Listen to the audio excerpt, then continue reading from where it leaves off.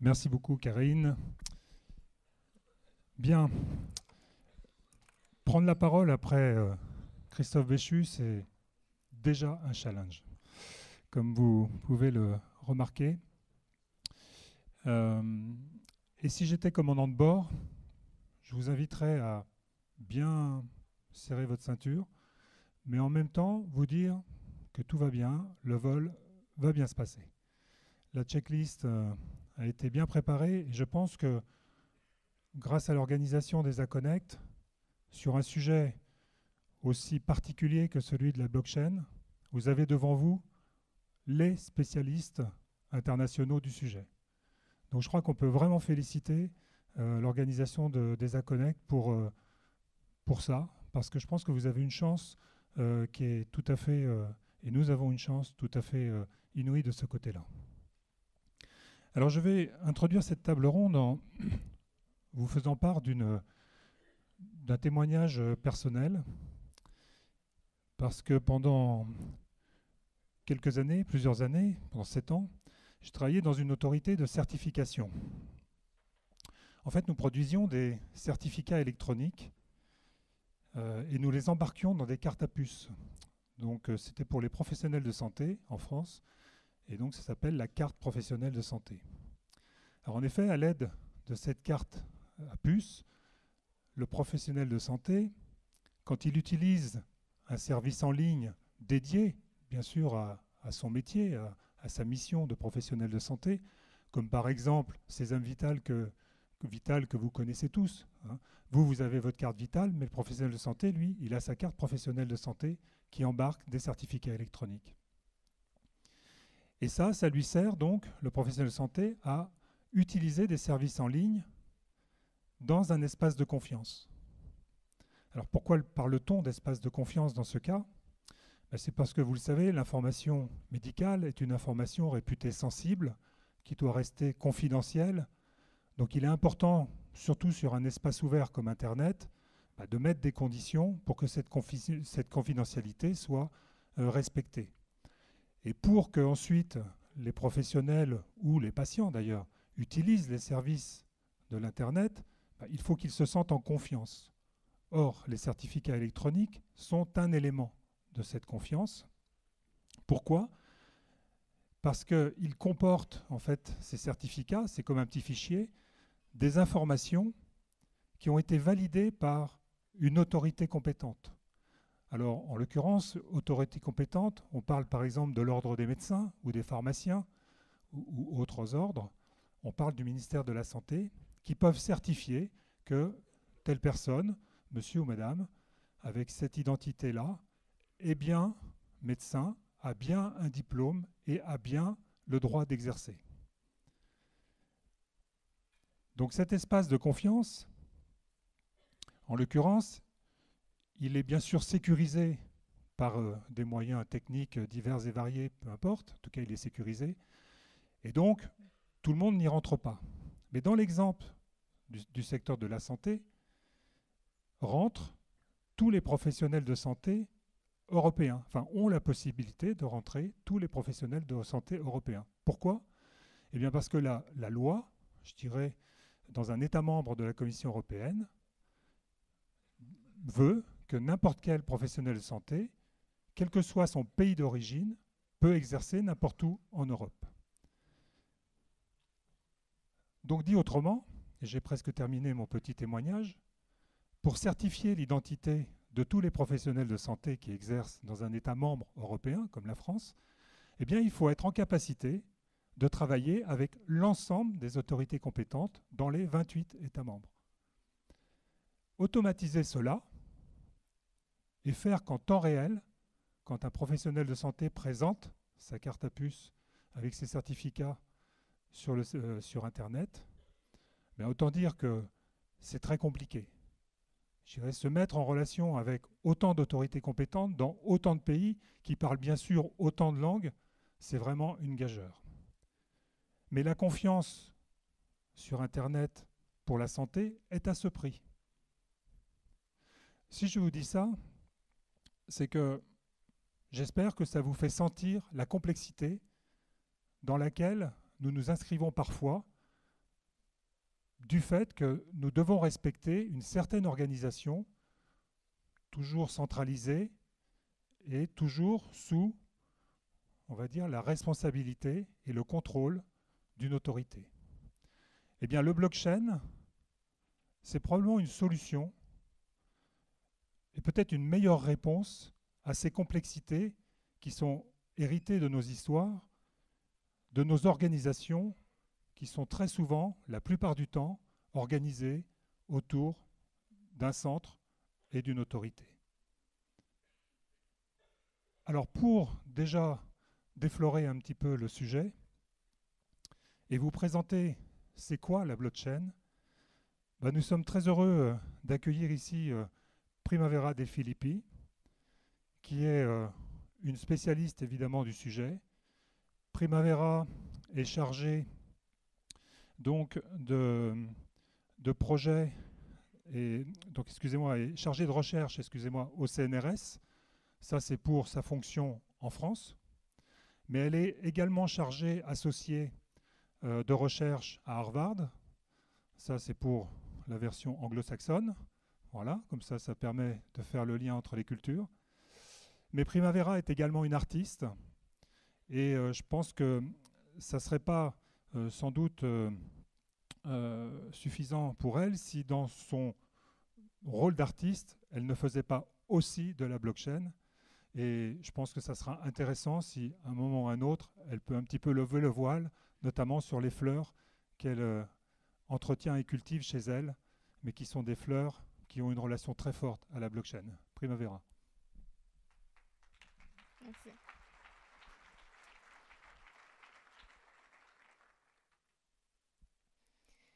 Merci. Donc, j'ai plus ou moins 15 minutes pour expliquer qu'est-ce que c'est que la blockchain. Je vais peut-être passer sur l'explication de ce qui a causé la crise financière de 2008, parce que ça va prendre un peu trop de temps. Mais en gros, la façon la plus simple d'expliquer ce que c'est la blockchain, c'est probablement par analogie avec l'Internet. Donc, l'Internet nous a permis de communiquer et d'échanger des informations entre pairs en se passant des intermédiaires, tels que les chaînes de télé ou les radios. Et il a aussi mené à l'émergence des réseaux pair à pair pour le partage de fichiers. Puisque si j'ai un document en format numérique, je peux en faire plusieurs copies, les distribuer à mes pairs, sans pour autant perdre l'accès à ma propre copie. Donc c'est très bien lorsqu'il s'agit d'échanger de l'information, mais évidemment, ça peut poser des problèmes lorsqu'il s'agit d'échanger de l'argent ou toute autre ressource dont la valeur dépend de sa rareté. Et donc c'est pour ça que lorsqu'on veut transférer de l'argent sur Internet, on doit passer par des intermédiaires financiers, tels que les banques ou PayPal. Et ces opérateurs sont responsables de vérifier les transactions afin de s'assurer que personne ne peut dépenser plus d'argent qu'il ne possède réellement. Le problème, c'est que ces intermédiaires introduisent une nouvelle couche de centralisation au sein de ce réseau décentralisé qu'est l'Internet. Et le système ne fonctionne alors que si on fait confiance à ces intermédiaires. Et donc, qu'est-ce qui se passerait si, au lieu de se confier à ces intermédiaires de confiance, on crée plutôt un système de paiement décentralisé? Eh bien, ce système, il existe déjà, et c'est Bitcoin. C'est une monnaie virtuelle qui peut être échangée entre pairs sans besoin de passer par aucune banque ou autre intermédiaire financier. Donc Bitcoin a été créé en 2008, en pleine crise financière, par un individu qui se cache sous le pseudonyme de Satoshi Nakamoto. Et à différence des monnaies traditionnelles telles que les euros ou les dollars, qui sont émises par des banques centrales contrôlées par des États, l'émission des bitcoins est contrôlée par un protocole informatique qui va définir précisément la quantité totale de bitcoins qui seront créés, 21 millions, et la vitesse à laquelle ils seront générés. Aujourd'hui, c'est 12,5 bitcoins toutes les 10 minutes en moyenne. Et donc, Bitcoin simule en quelque sorte les caractéristiques de l'or. L'or ne peut pas être créé à partir de rien, il doit être extrait du sous-sol, et plus le temps passe, plus la quantité d'or stockée dans le sous-sol s'épuise, et plus il devient donc difficile d'en trouver. De la même façon, les bitcoins ne sont pas créés à partir de rien. De nouveaux bitcoins sont générés à chaque fois qu'un ordinateur identifie la solution à un problème informatique dont la difficulté augmente au fur et à mesure que le réseau grandit. C'est-à-dire que plus les gens investissent de ressources informatiques dans le réseau, plus il devient difficile de générer des nouveaux bitcoins. Et ce problème informatique, il est semblable à celui de trouver la solution à un cadenas. Il faut donc essayer toutes les possibilités afin de trouver quelle est la bonne combinaison. Mais une fois que la combinaison a été trouvée, c'est très facile pour les autres de vérifier qu'elle est correcte. Donc, vous allez peut-être vous demander, puisqu'il s'agit d'une monnaie virtuelle, comment est-ce qu'on peut s'assurer que les utilisateurs de Bitcoin ne vont pas essayer de multiplier leur argent, un peu comme on peut le faire avec des documents numériques. Donc, comment peut-on faire confiance à cette technologie ? Eh bien, il s'avère que le protocole de Bitcoin part du principe que tout le monde est un escroc. Et il s'appuie donc sur une technologie qui élimine complètement le besoin de confiance et qui le remplace par un système qui est fondé sur la preuve. Donc cette technologie, vous l'avez bien compris, c'est la blockchain. C'est une architecture en réseau qui permet d'échanger de la valeur de façon sécurisée et complètement décentralisée, sans besoin de passer par aucun intermédiaire de confiance. Alors, comment ça marche exactement ? Eh bien, au lieu de confier à un opérateur centralisé la tâche de vérifier et d'autoriser les transactions, avec Bitcoin, l'historique de toutes les transactions est détenu en sa totalité par tous les membres du réseau, qui participent tous à la vérification et à la validation de ces transactions. Et c'est le fait qu'elles sont partagées en réseau qui les rend infalsifiables, puisque si quelqu'un essaie de modifier même une seule de ces transactions, la fraude sera immédiatement détectée par tous les membres du réseau. Et une fois que ces transactions ont été validées, elles sont enregistrées de façon chronologique au sein d'un bloc de transactions qui incorpore une référence au bloc précédent. Et cette référence, elle fait partie du même problème informatique dont je vous ai parlé auparavant. C'est-à-dire que la seule façon de valider des transactions sur la blockchain, c'est de trouver la bonne combinaison qui va permettre au système d'attacher un nouveau bloc de transactions à la chaîne de blocs précédents.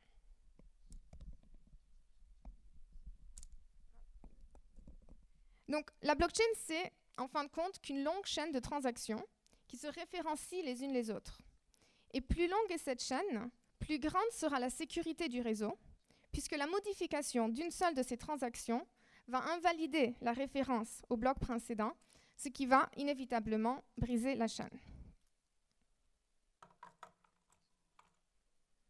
Donc, Bitcoin, c'était la première application de cette nouvelle technologie, mais la blockchain a désormais connu une nouvelle vague de popularité dès lors que les gens se sont rendus compte que cette technologie peut être utilisée dans de nombreuses applications qui s'étendent bien au-delà du monde de la finance. Car au fond, qu'est-ce que c'est que la blockchain ? Dans sa définition la plus brute, la blockchain peut être assimilée à un cadastre décentralisé, certifié et incorruptible. Une fois qu'une information a été ajoutée sur la blockchain, sa source en devient certifiée et l'information ne peut plus être modifiée ni effacée. La blockchain peut donc être très utile pour authentifier ou pour certifier des documents, mais aussi pour enregistrer des données dont l'intégrité doit absolument être préservée. Et la blockchain est notamment très utile pour tout ce qui concerne les actes notariés. Aujourd'hui, le transfert d'un titre foncier est enregistré sur un cadastre public administré par un opérateur de confiance, le gouvernement dans ce cas. Avec la blockchain, tout titre de propriété peut être transféré de façon automatisée et décentralisée. Les notaires deviennent alors obsolètes puisque le transfert de propriété peut être enregistré directement sur la blockchain qui fait effet de preuve. Et cela permet notamment le passage d'un système fondé sur la confiance vers un système fondé sur la preuve, où la confiance est-elle déléguée à la technologie sous-jacente. Et ces nouvelles opportunités sont déjà en train d'être explorées par certains pays, tels que notamment la République du Ghana, le Kenya et le Nigeria, qui sont en train de mettre en place des cadastres fonciers fondés sur la blockchain, mais aussi l'État de l'Estonie, qui utilise déjà la blockchain afin de fournir des services de notarisation à tous ces résidents électroniques. Et enfin, il y a aussi de nombreuses applications qui utilisent la blockchain afin de garantir l'origine et l'authenticité de certains produits. Donc c'est le cas par exemple des diamants ou des produits de luxe qui peuvent faire objet de contrefaçon, mais aussi des produits alimentaires dont il est important de certifier donc, la source ou la provenance. Et je suppose que JC va discuter ça plus à fond. Mais les opportunités de la blockchain ne se limitent pas au monde numérique, et elles s'étendent aussi au monde physique en offrant de nouvelles capacités aux objets qui nous entourent. Donc on parle beaucoup aujourd'hui de l'Internet des objets, avec l'apparition de ces dispositifs connectés qui peuvent communiquer les uns avec les autres et qui interagissent avec les personnes qui les entourent afin de mieux s'adapter à leurs besoins. Et ces dispositifs, soi-disant intelligents, s'approprient des caractéristiques des technologies numériques, telles que la connectivité et la programmabilité. Et lorsque ces dispositifs sont connectés à la blockchain, ils assument encore de nouvelles fonctionnalités dans la mesure où ils peuvent désormais interagir directement les uns avec les autres, mais aussi échanger de la valeur de façon sécurisée et décentralisée.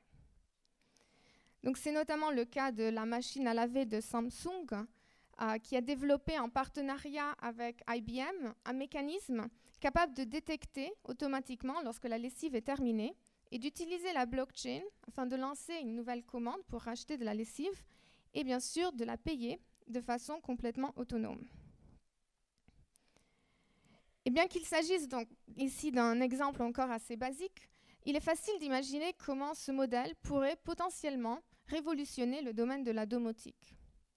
Des dispositifs de marques différentes au sein d'une même habitation pourraient par exemple communiquer et interagir directement les uns avec les autres afin de se coordonner de façon décentralisée, tout en bénéficiant des caractéristiques de la blockchain, telles que la traçabilité, l'immutabilité et l'incorruptibilité. Et il existe déjà aujourd'hui, par exemple, des dispositifs connectés à la blockchain qui permettent aux électroménagers de moduler ou de réguler ou même de négocier leur consommation énergétique selon de leurs besoins respectifs et des coûts de l'énergie. Et l'intégration de la blockchain avec l'Internet des objets permet aussi de créer des dispositifs connectés qui peuvent être activés ou déactivés par le biais d'une transaction sur la blockchain. Donc de la même façon que l'on ne peut utiliser un téléphone que si on possède suffisamment de crédit sur notre compte, on pourrait imaginer alors une voiture connectée à la blockchain qui ne va se mettre en route que si le conducteur a acheté suffisamment de crédit en kilomètres et qu'il peut prouver de s'être correctement assuré. Ou encore, on pourrait envisager une voiture de location dont le droit d'usage peut être transféré à tout moment avec une transaction sur la blockchain. Donc on n'aurait donc plus besoin de compagnies telles que Hertz ou Europcar ou Zipcar, puisque toutes ces opérations peuvent être effectuées de façon pair à pair, sans besoin de passer par un opérateur centralisé. Et donc il y a déjà de nombreuses initiatives qui sont en train de développer des systèmes de ce genre. Par exemple, la compagnie Zlokit, qui a développé des serrures intelligentes qui peuvent s'ouvrir et se fermer selon de l'état de la blockchain.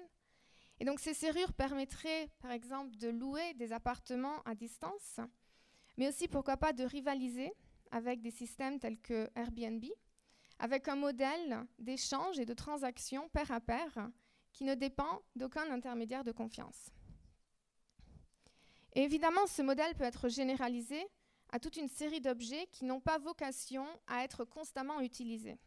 Donc c'est le cas notamment des voitures ou des vélos, mais aussi des outils, des perceuses ou des machines agricoles qui sont souvent utilisés que pour une fraction de leur vie. Et grâce à la blockchain, ces objets peuvent être mis à disposition du public sur un modèle Pay as you go, où chacun va payer pour la consommation ou pour l'utilisation effective de ces ressources. Et donc on se dirige vers un système qui n'est plus basé uniquement sur la notion de propriété, mais qui se focalise beaucoup plus sur la notion de l'accès à ces ressources. Enfin, un point important sur la question de la gouvernance, puisque la blockchain, elle permet aussi à des entreprises ou à des organisations d'expérimenter avec des nouveaux systèmes de gouvernance fondés sur des modèles moins hiérarchiques et plus décentralisés. Donc grâce à la transparence et à la traçabilité de la blockchain, il est possible aujourd'hui pour des individus qui ne se font pas confiance ou pour des entreprises qui sont en compétition de coopérer à la création d'un bien en commun, tout en s'assurant que lorsque ce bien sera commercialisé, chacun sera récompensé de manière proportionnelle à sa contribution. Donc c'est ce qu'on appelle le modèle de la coopétition, qui est un modèle hybride entre la compétition et la coopération. Donc prenons l'exemple de la création d'une maquette numérique qui nécessite de la contribution de plusieurs personnes avec des expertises différentes. Et au lieu de recruter au sein d'une seule entreprise la totalité de cette expertise, la blockchain nous permet d'expérimenter avec une approche plus ouverte et élastique, inspirée du modèle open source. Donc chacun va pouvoir contribuer à l'élaboration de cette maquette numérique, qui sera donc réalisée de manière collaborative grâce à la contribution de centaines ou de milliers de personnes. Et chacune de ces contributions va être enregistrée sur la blockchain, ce qui va permettre de comptabiliser la valeur que chaque individu a effectivement apportée à l'entreprise afin de les récompenser en conséquent. Et donc il est important de ne pas confondre ce nouveau modèle de contribution avec le modèle traditionnel du crowdsourcing, où des individus vont investir ou contribuer des ressources à une plateforme centralisée, mais ne vont pas pouvoir ensuite bénéficier du succès de cette plateforme. La blockchain, c'est une technologie qui nous permet de collaborer entre pairs de façon décentralisée et potentiellement à une échelle globale. Et puisqu'il n'y a plus d'intermédiaires, la valeur créée par cette collaboration peut être redistribuée de façon beaucoup plus équitable entre tous ceux qui ont effectivement contribué à la création de cette valeur. Donc il s'agit là d'un nouveau modèle de crowdsourcing de nature beaucoup plus coopérative, où les contributeurs sont à la fois des utilisateurs et des actionnaires des plateformes auxquelles ils contribuent. Ça veut dire qu'ils peuvent non seulement bénéficier du succès de ces plateformes, mais qu'ils peuvent aussi potentiellement participer à la gouvernance et à la prise de décision au sein de ces systèmes. On parle alors de l'Internet des humains, car la blockchain, ce n'est pas seulement un moyen d'automatiser ou de remplacer des interactions par le biais de cette technologie dite trustless, qui élimine le besoin de confiance. C'est aussi une technologie qui permet aux individus de se coordonner, d'interagir les uns avec les autres et de s'autogouverner sans devoir passer par un opérateur de confiance. Donc, évidemment, on n'en est pas encore là, mais c'est bien pour ça qu'il faut se préparer et commencer à expérimenter dès maintenant avec cette nouvelle technologie.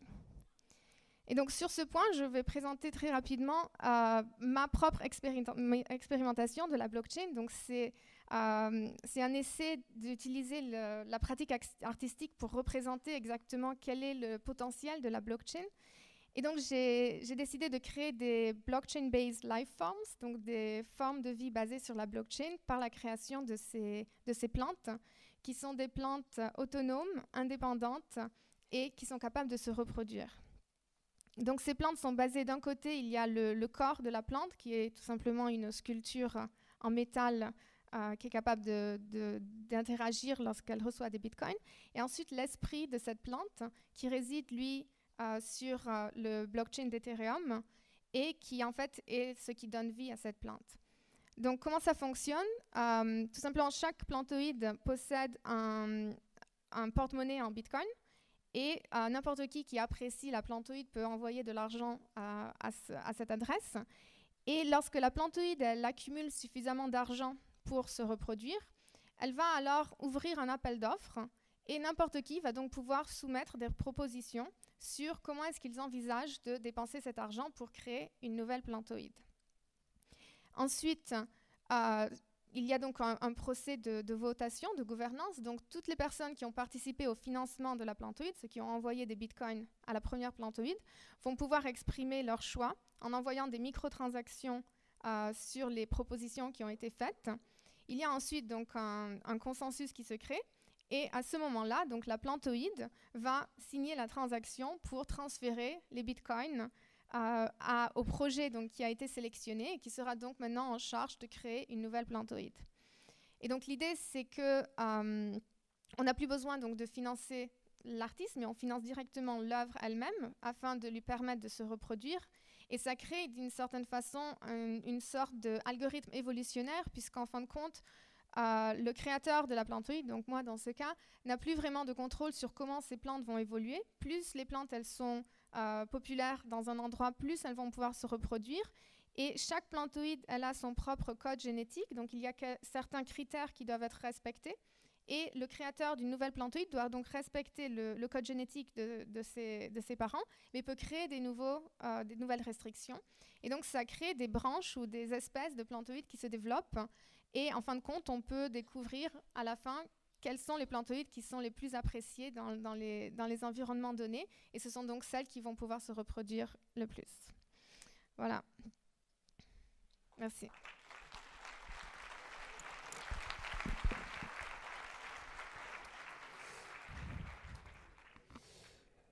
Merci Primavera. Tout va bien?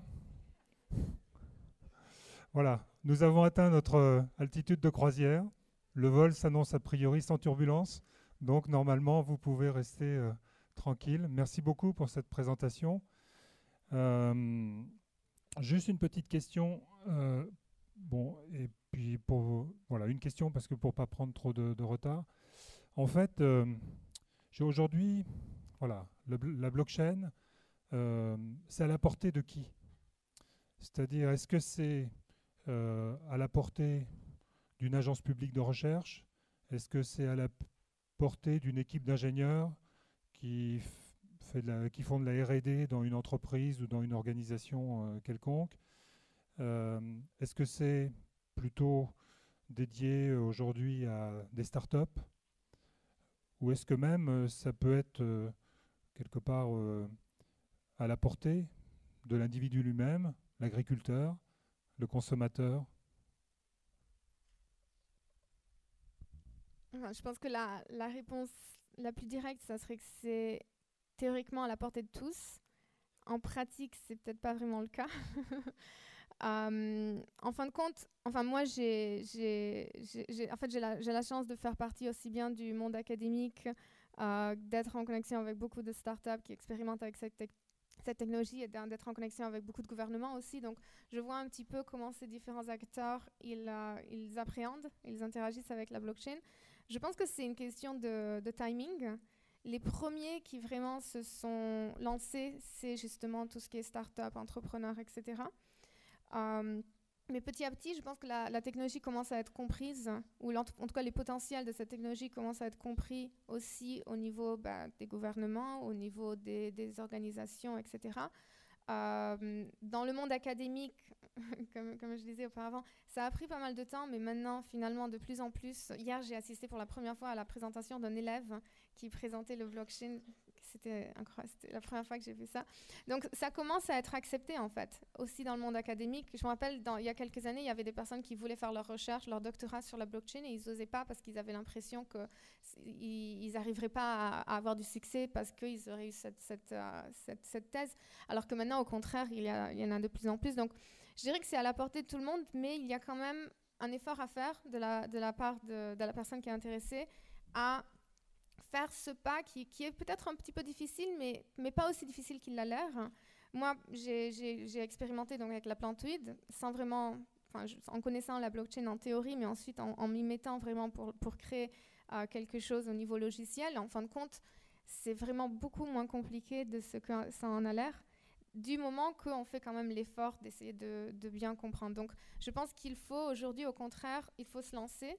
Il ne faut pas attendre que ce soit les autres qui vont le faire et de voir ce qu'ils vont faire, parce qu'en fait, l'opportunité, c'est de se lancer maintenant pour effectivement comprendre très bien la technologie, avant qu'il y ait toutes ces couches qui se créent et qu'en fin de compte, on va juste utiliser une app sur Internet et on ne sait même pas qu'il y a du blockchain derrière, quoi. Merci beaucoup. Il y aurait beaucoup à dire. Je retiens simplement le fait que, voilà, dans les concepts, on délègue la confiance à la technologie et nous, les humains, on s'intéresse à la preuve. Quand on croise start-up, agroalimentaire et blockchain, mais start-up dédiée à l'agroalimentaire, en fait, on trouve une première start-up qui est basée à Londres et qui s'appelle Provenance. Et nous avons la chance aujourd'hui d'accueillir Jessie Baker, qui a fondé cette start-up et qui donc la dirige, voilà, et qui va nous présenter son application, son objet, dédié encore une fois à l'agroalimentaire, puisqu'on va parler de poissons.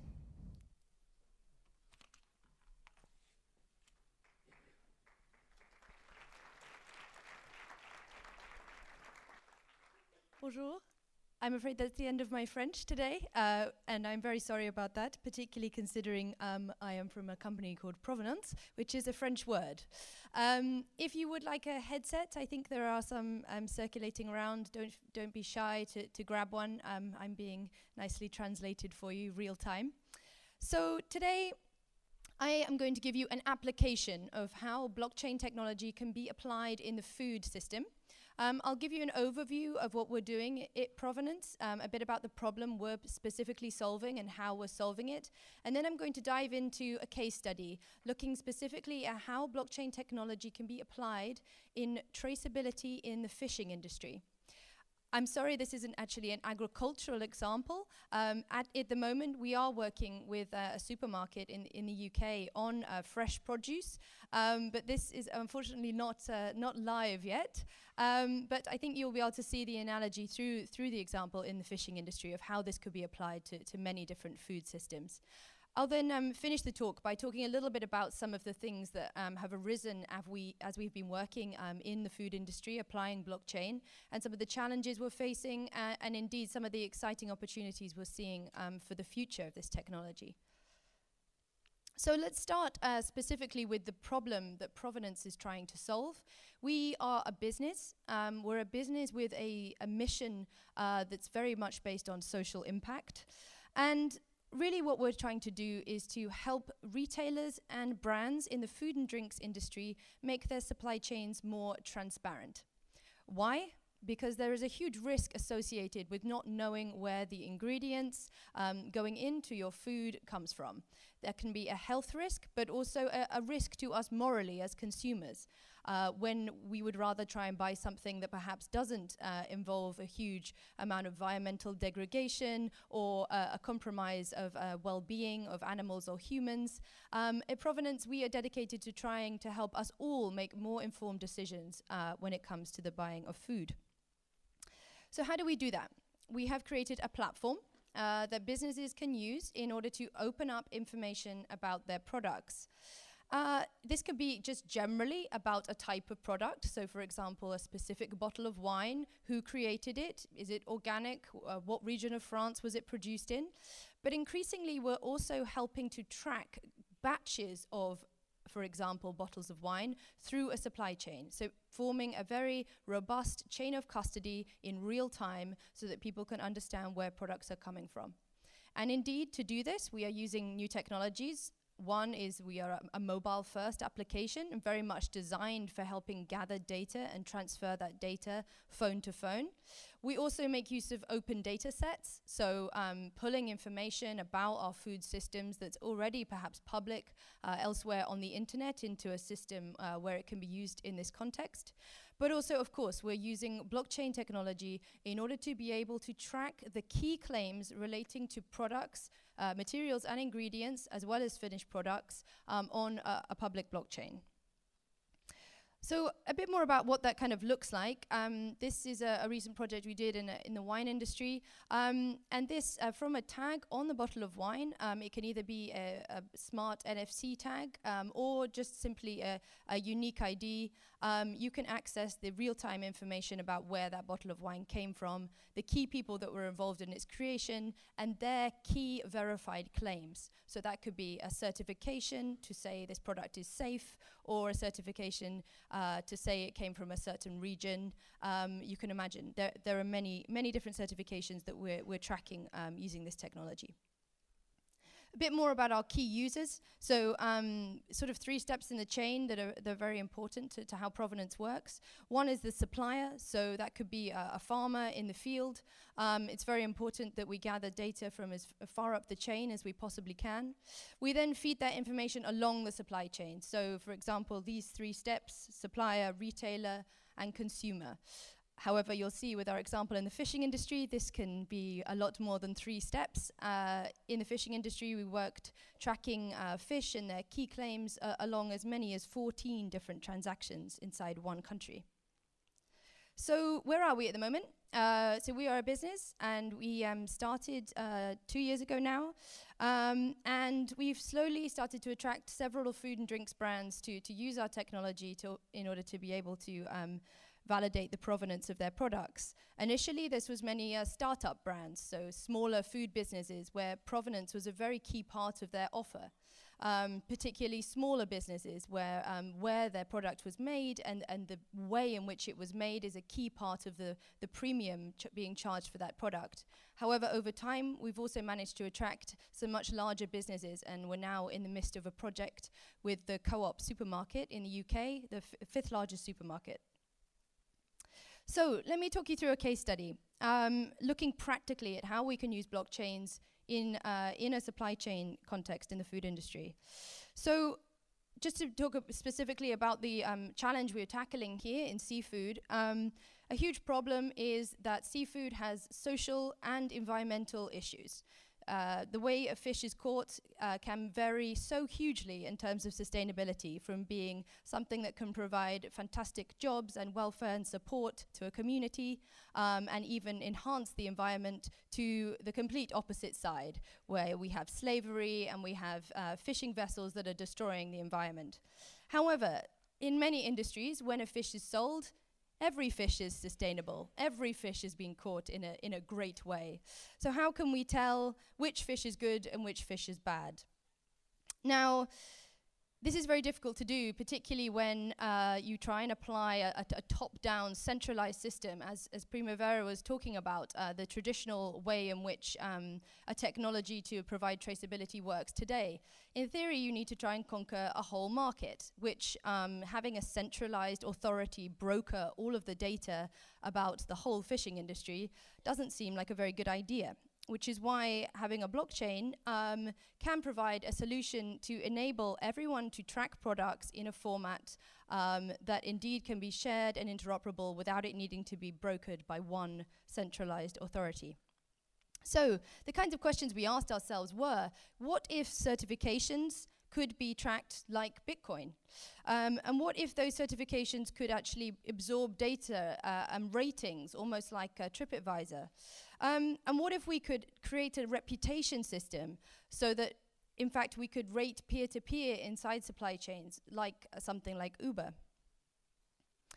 So this is kind of the blueprint of the entire project that we did in fishing. And this involved working with an NGO on the ground at source, who had a very vigorous method for verifying the social sustainability of the fish being caught in a certain part of Indonesia. However, the big issue was, after these fish were caught and they were given their paper certificate, those fish were being multiplied times 100. It seemed from this small area of Indonesia, where it had very well vetted social sustainability claims, those fish were multiplying along the supply chain, so that by the time they reached the store, you were always almost at 100 times the number of fish that had been caught. So somehow along this very complex supply chain, there was some fibbing going on. So what we did is we worked with them on the ground in order to create a registration program for the fishermen that allowed them to store their key claims, their certifications, inside a blockchain in a digital format that couldn't be duplicated or copied, only transferred, in a similar way that to Bitcoin, not being able to be duplicated or copied, only transferred. So those key sustainability claims were stored and linked to the mass of fish that had been caught. And essentially what we allowed to happen is for that mass and the linked claims to be traded down the supply chain in a similar way to a Bitcoin transaction, all the way to end consumer. And in some of the parts of Indonesia where we tested this involved selling the fish with the digital certificate and transferring that almost 14 or 15 times before it hit a factory.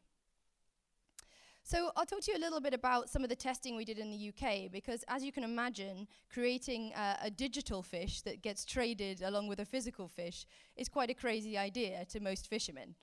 So we decided to go down to Cornwall in the south of the UK and try this out first of all there, which was a pretty interesting process. We decided to try and convince people it was a bit like a Facebook for adding your products, but then when you sell your product to someone else, you have to add them as a friend and transfer the products to them. And this seemed to work quite well. So we registered, this is a fisherman joining Provenance in Cornwall. And then we created these little QR codes that enable people to claim a product when they'd bought it, or the alternative was the product could be also transferred, like with a SMS to the next stage of the chain. So this meant that we were tagging boxes, and we tried many different tagging methods to try and link the digital and the physical. And it worked. So we managed to get, I think it was about a 5-step supply chain. We managed to convince fishermen in a harbour port in Cornwall to digitize their catch and track their claim, their proof of origin claim, all the way down the supply chain, with us kind of running along in parallel until they eventually arrived at a fish shop in London. So then it was time to take our prototype up a notch and apply it in the Indonesian fishing industry, where we see the disparity between sustainability and fishing is one of the greatest. So here we had 2 test cases. We were working on pollen line caught skipjack tuna, which is used in cans, and the other one was the hand line caught yellowfin, which is sashimi. So we did a registration program working with the NGOs. We found that we didn't want to have to impose new technologies onto the fishermen. So pretty much all of the fishermen had a pretty simple smartphone. So instead of demanding everyone got a smartphone, we linked to their mobile phone number to the blockchain and allowed catch registrations to be done through SMS. So this meant every day the fishermen registered their catches to the blockchain with a simple text message that was linked to a profile that we'd registered them with the NGO. So this went on for a few days, and we managed to gather a lot of catches. And then as the fish got transferred down the chain, every supplier received the digital versions of the fish containing the verified certifications in order to cascade the claims down the chain. A huge catalyst for this was the factory, who said that they would pay a small premium for fish that came with digital traceability, because they knew that this fish was going to be traded in the US, where new legislation has come out to say that all fish entering the US towards the end of next year needs to come with full digital traceability. So rather than imposing a top-down system, they said they would include a tiny premium if people adopted a system like this. And actually, this has worked very, very well. So all in all, we managed to track from individual fishermen through SMS, transferring onto a smartphone interface further down the chain, essentially forming a natural, decentralized network, tracking these fish and their claims as they flow through the supply chain.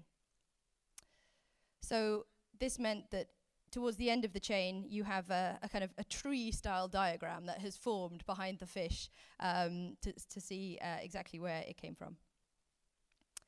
Of course, there are a few more intricacies here that I don't have huge amounts of time to go into. For example, things coming in and out of the factory. We worked to help ensure that a new system didn't need to be adopted, and we linked with existing systems.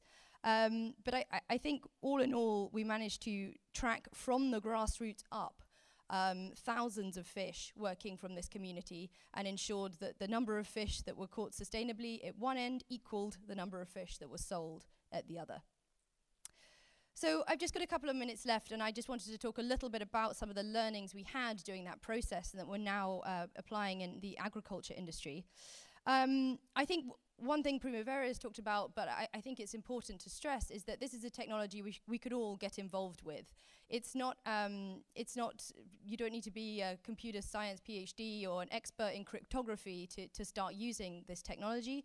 And indeed, there are many, many people that are making it quite easy to start to build applications just like the one we did. However, there are quite a lot of different flavors of blockchain, and I think we're seeing the ecosystem emerge, and I think it's quite important to consider what kinds of blockchains you're using when you build your applications. Another big thing is about user interface. So although blockchains sound very interesting and exciting, how they actually appear to us is just a normal web page. It's just a fancy database, basically. So a huge challenge we have here, and we had experience during this pilot, was how to design this interface for trust. What does the future of the internet look like if data is running on a blockchain, or how do you know if it is or not? And a huge part of our work now is looking at how can we visualize this data and show that it has been tracked with this method to communicate to individuals along supply chains that this is a certificate that can be trusted. Let me put it shortly. Basically, a picture of a padlock is not enough. So the last piece is about thinking about the systems that can come off of a system like this. I think we demonstrated quite simply with our pilot in the fishing industry that we're tracking an existing verified certificate and helping it avoid being double spent down the chain. However, when we start to think about the verification of that certificate and how we can perhaps introduce reputation systems to a network like this, what kind of effect this could have on our food industry, on what we understand about our products. It could be absolutely enormous, and I think we're starting to see the beginnings of some of these things becoming linked together. For example, sensors joining a blockchain to be able to tell if a product is indeed organic. So my last thing to say is to join us, to do reach out if you have questions or would like to find out more information about what we're doing. Because we are dedicated to transparency, we tend to be quite transparent ourselves. And indeed, all our work in the fishing industry is all fully documented online. We also have quite a few code libraries that are open and people are welcome to use. So yeah, don't be a stranger. This is right at the beginning of building this technology in the food industry, and we invite you all to work with us together. Thank you.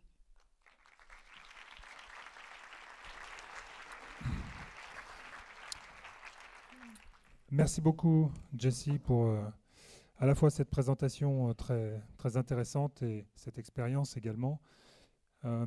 Juste une question par rapport... It's okay for you? Ouais.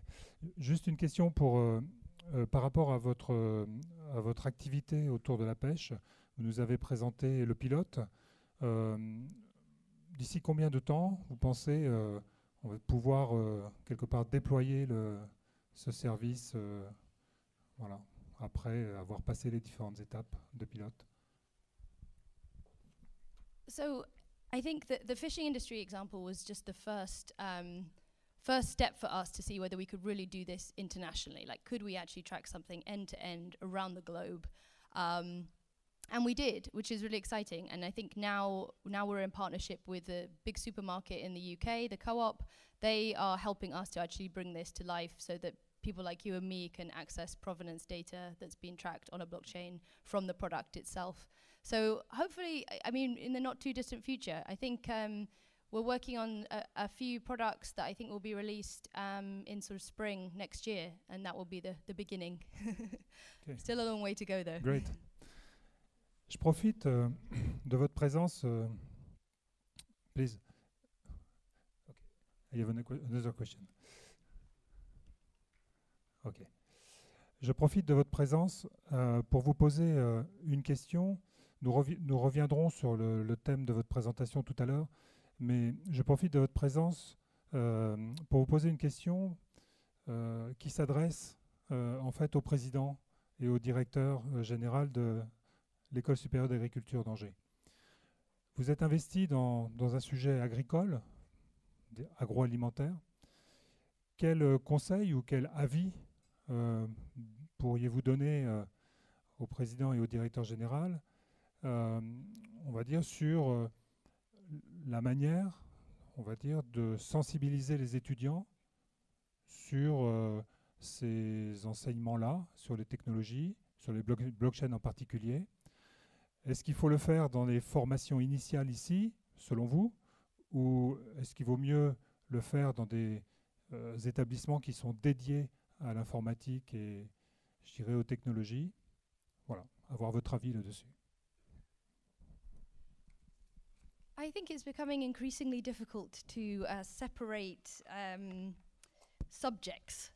I think traditionally something like this would stay in the realm of computer science and possibly digital design realms, but I think it's pretty hard to divorce this topic from the education in the food industry, seeing as how rapidly this technology is developing and how open and available it is for anyone to get involved and use.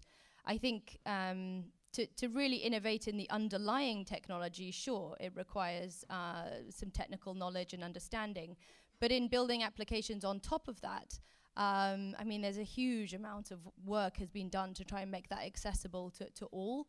I would encourage collaboration, you know, bringing in people that perhaps are already building in this realm but are looking for applications.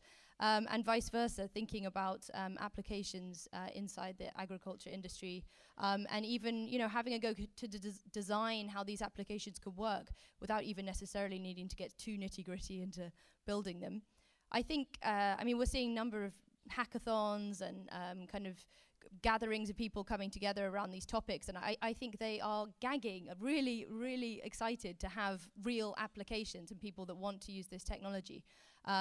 Otherwise, it's just going to be a lot of geeks building products for themselves.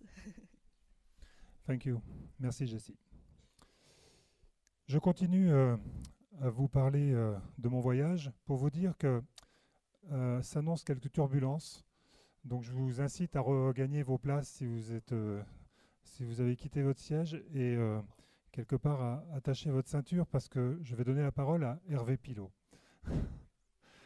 Hervé, vous êtes un professionnel engagé, autant que passionné d'ailleurs. Et d'un côté, et donc vous, je dirais, l'idée de votre intervention, c'est, excusez-moi, j'ai mélangé deux choses, pardon Hervé. Tout d'abord, je voulais simplement dire à tout le monde que si nous avons pu réunir les uns et les autres, c'est quand même beaucoup grâce à vous. Donc ça, c'est un point que je tenais à souligner et merci pour cela.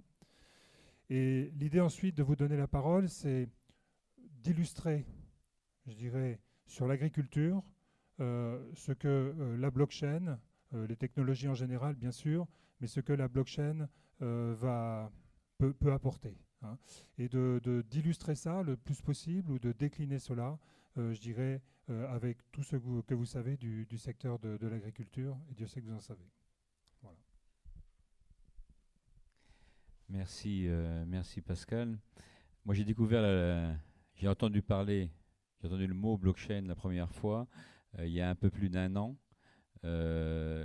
lors des universités de la MAIF, la mutuelle des instituteurs, où j'étais invité à faire une intervention, une conférence avec des personnes qui étaient au fait de ça, qui me parlaient de blockchain tous les jours. Je ne savais pas de quoi ils parlaient. Et j'ai bien été obligé de m'y intéresser. Et il y avait quelqu'un que François connaît bien, qui est Cécile Montaille, qui m'a beaucoup aidé là-dessus. Et puis d'autres personnes, Adrienne Sauzanne, Guillaume Boin, etc. C'est des gens que ceux qui sont ici, comme François, connaissent. Et il m'a d'abord fallu comprendre, et c'est vrai, et c'est... Thierry Primavera a peut-être été la personne qui m'a fait le plus éclairer lors d'un colloque qui a été fait dans l'école, comment ça s'appelle, le ECP Europe à Paris, où là, les choses se sont un peu éclaircies, et là, j'ai vu un certain nombre d'applications qu'il pourrait y avoir dans l'agriculture.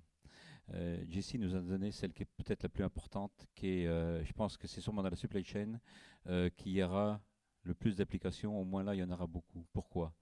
De plus en plus, le consommateur est délié du producteur. L'aliment, pour le consommateur, il s'arrête au supermarché. Si le consommateur veut beaucoup de circuits courts, c'est d'abord, je pense, pour connaître son producteur, connaître d'où vient son produit, pour éliminer tout ce fantasme qui se crée entre les deux.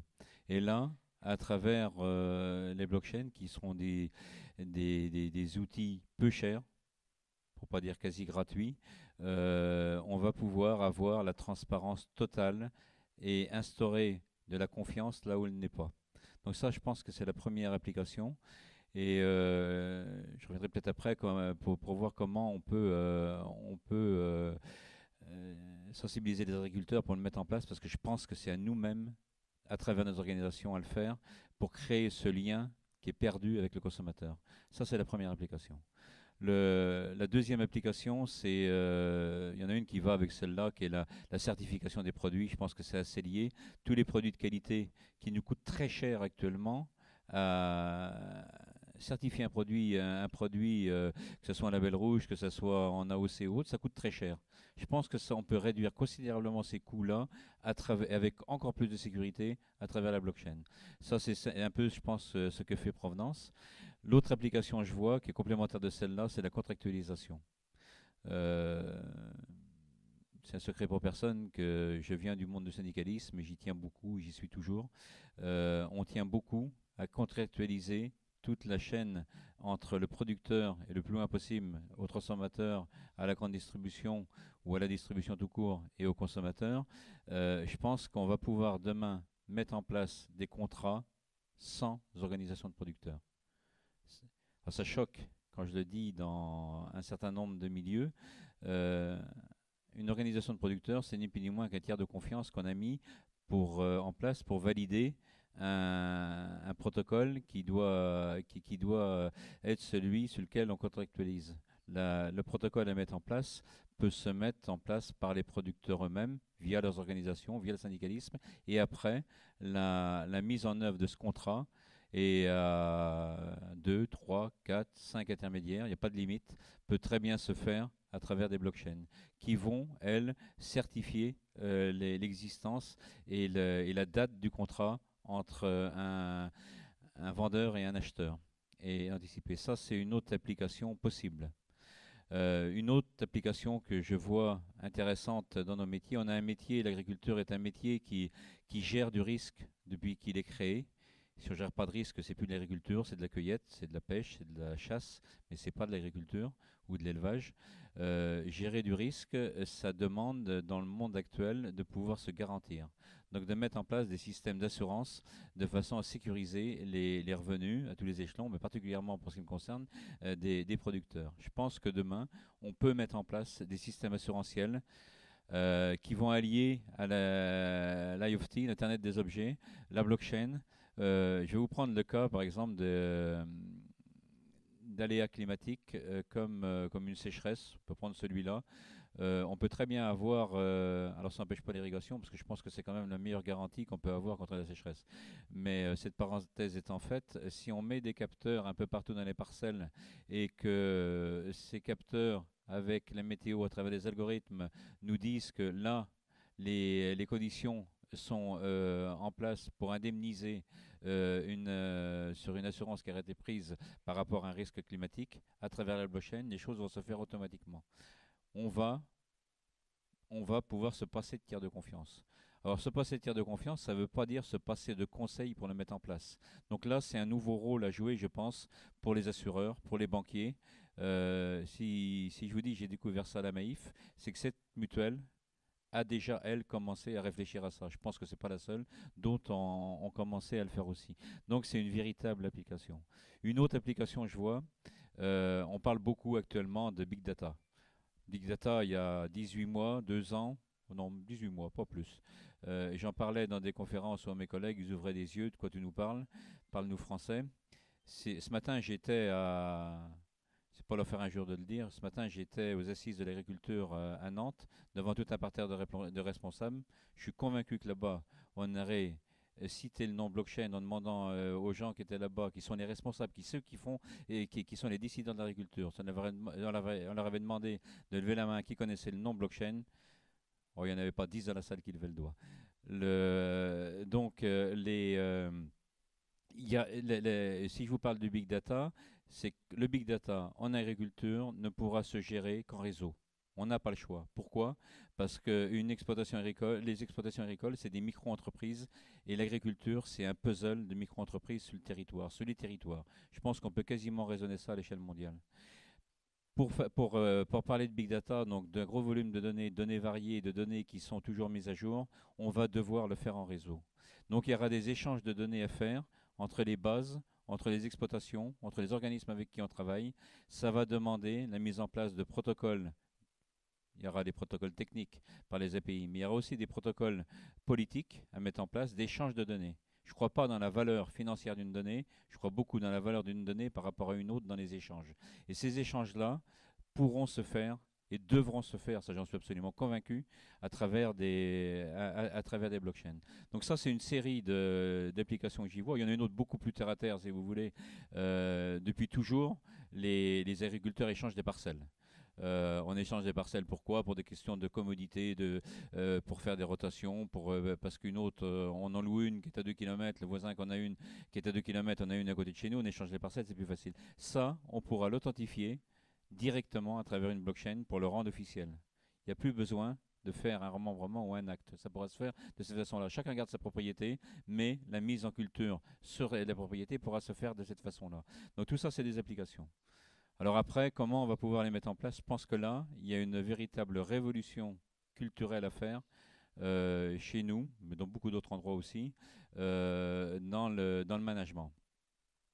En clair, moi, je ne crois pas, là comme ailleurs, dans le grand soir. Je ne crois pas qu'on va tout changer d'un seul coup. On a un certain nombre de besoins. Et actuellement, la période est très favorable à mettre en place les choses. Pourquoi? Parce qu'on vit, pas un scoop, des périodes difficiles, particulièrement pour l'agriculture, en France, en Europe, un peu partout. Donc on est à un moment où les gens sont obligés de sortir de leur zone de confiance. Donc sont dans des conditions favorables pour pouvoir changer les choses. Et là, il y a des cas d'usage qu'on peut développer, faire des petites, ce que les spécialistes appellent des POC, des proof of concept. On en fera plusieurs. C'est ce que vous disiez tout à l'heure, qui peut se faire à la fois par rapport à la question que vous posiez, Pascal, avec un lien avec les utilisateurs, les universités, comme l'ESA, des spécialistes ensemble pour faire monter ces cas d'usage, faire des preuves concept et après des produits minimum viables qu'on va tester. Certains ne marcheront pas, mais on arrivera à trouver qui marchent et avec ça on avancera. Et après, la courbe sera exponentielle et on arrivera à le développer. J'essaye déjà, je pense qu'on va arriver à le faire et peut-être que vous pourriez nous aider avec les produits que vous avez.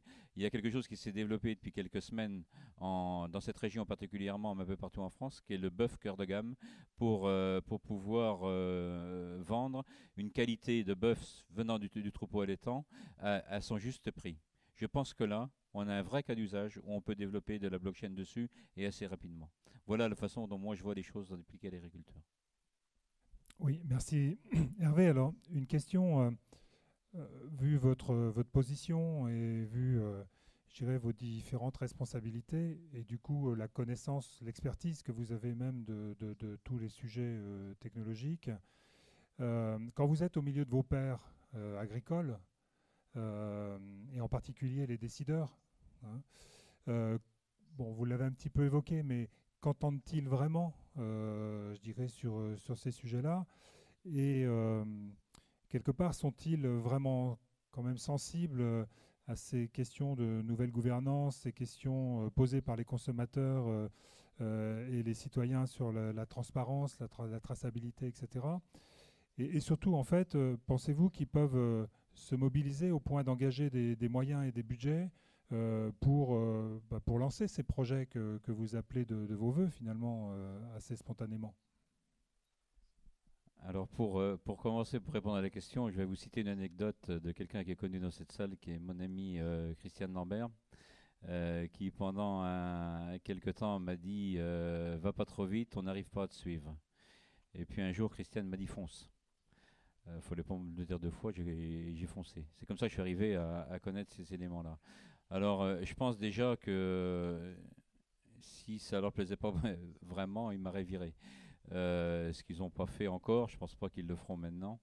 Donc ça intéresse. Ça intéresse que j'aille défricher des nouveaux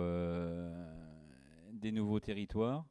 Ils sont à l'écoute, plus qu'ils l'ont été. Avec Aurélie Beaupel, elle était là tout à l'heure, je ne sais pas si elle est encore dans la salle, on a développé depuis 3 ans bientôt des concours de start-up qui sont des sortes d'hackathons, qu'on appelle la Green Startup. On en fait un à Angers, le prochain sera à Angers au Cival dans quelques semaines.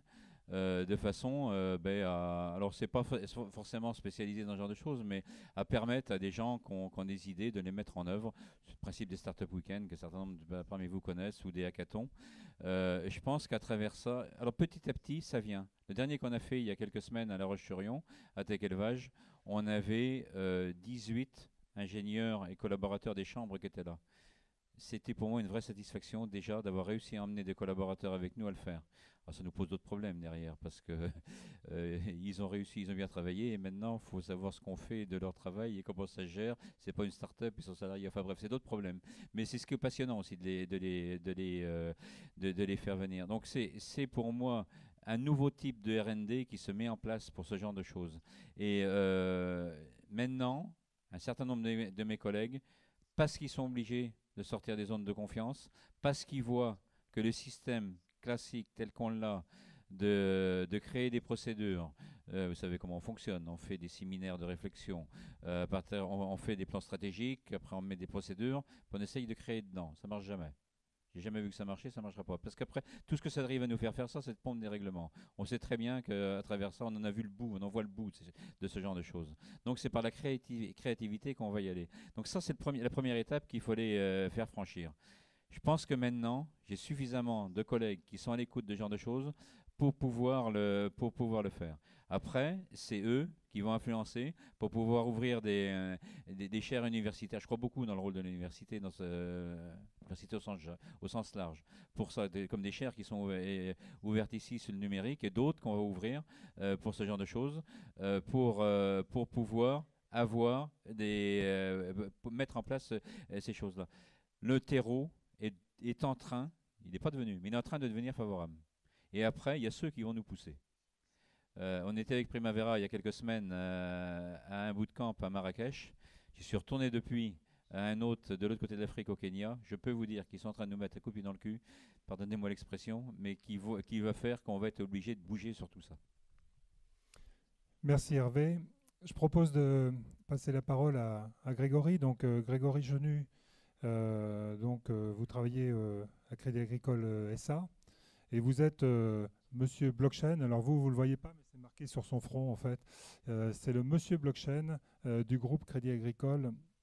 Voilà, et donc vous êtes en charge du développement marketing stratégique, enfin au sein du développement marketing stratégique, vous êtes en charge de la blockchain.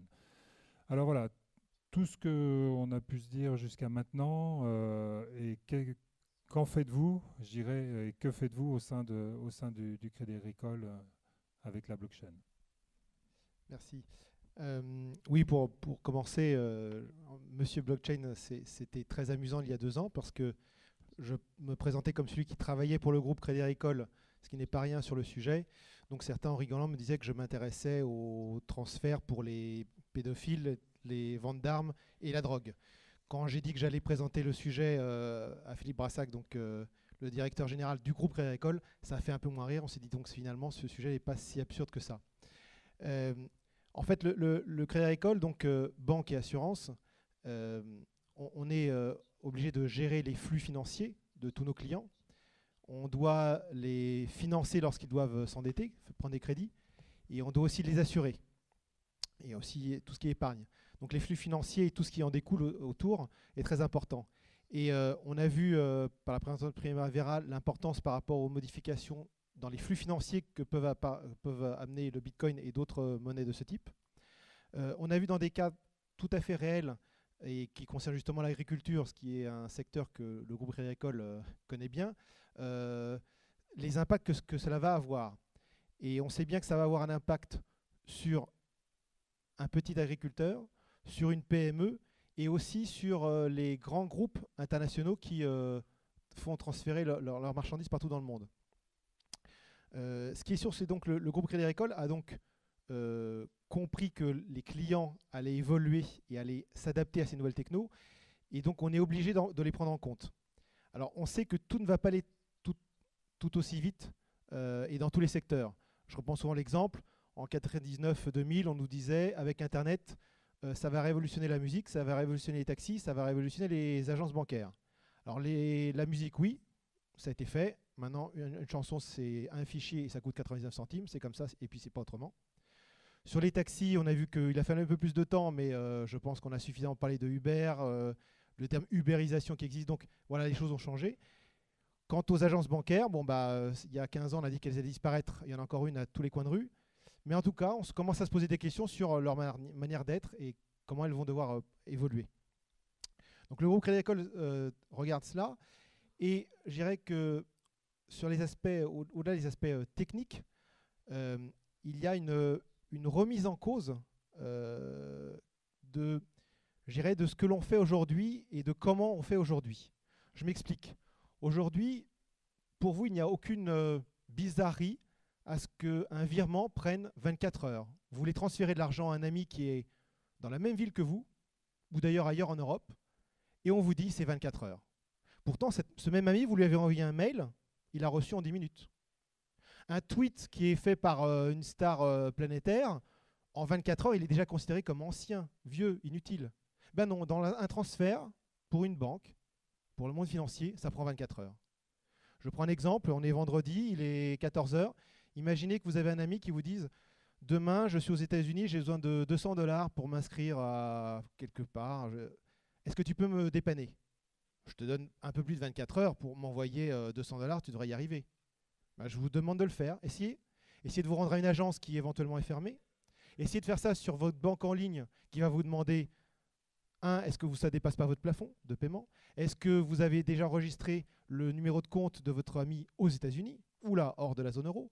Et ensuite, lorsque vous aurez enregistré tout ça, vous allez faire l'opération. Votre ami, demain, n'aura aucune chance de recevoir l'argent. Donc vous voyez bien que sur la partie pure paiement financier, on est, avec ces nouvelles technologies et la blockchain et le Bitcoin, obligé de se repenser nos manières d'agir et nos processus actuels. Ça ne va pas se faire en deux jours. On va passer par beaucoup de POC, mais on sera obligé d'y passer. Si je reprends l'exemple tout à l'heure de provenance, si nos clients agriculteurs commencent à nous dire « Nous, on a utilisé la blockchain pour certifier qu'on est propriétaire de telle parcelle. On a utilisé notre blockchain pour certifier qu'on avait envoyé la cargaison. On a eu un problème d'intempérie et on a un contrat d'assurance. On doit être remboursé de ce qui s'est passé. » Est-ce que nos clients vont accepter que ça sera un virement en temps de jours? Ou mieux encore, on va utiliser le chèque qui a été institué en 1865 en France. On va vous envoyer un chèque et vous aurez le temps tranquillement de perdre votre temps pour aller l'encaisser. Donc vous voyez bien que la manière dont se font les flux financiers, on va être obligé de prendre en compte ces évolutions et les évolutions de nos clients. Donc voilà un petit peu ce sur quoi on travaille. Donc on va dire les transferts, les opérations financières, mais aussi par exemple la manière de garantir certaines transactions ou garantir certaines opérations de nos clients. Un de nos clients va pouvoir émettre une garantie, ça ne sera plus un papier que l'on va recevoir, que l'on va photocopier, archiver, envoyer à une autre contrepartie qui nous confirmera par fax qu'il a bien reçu le document, et nous on pourra à ce moment-là se retourner vers notre client en disant « ça y est, le document a été accepté ». Maintenant, on va devoir accepter de passer par une blockchain, des systèmes totalement nouveaux. Donc voilà un petit peu quelques exemples sur lesquels on travaille.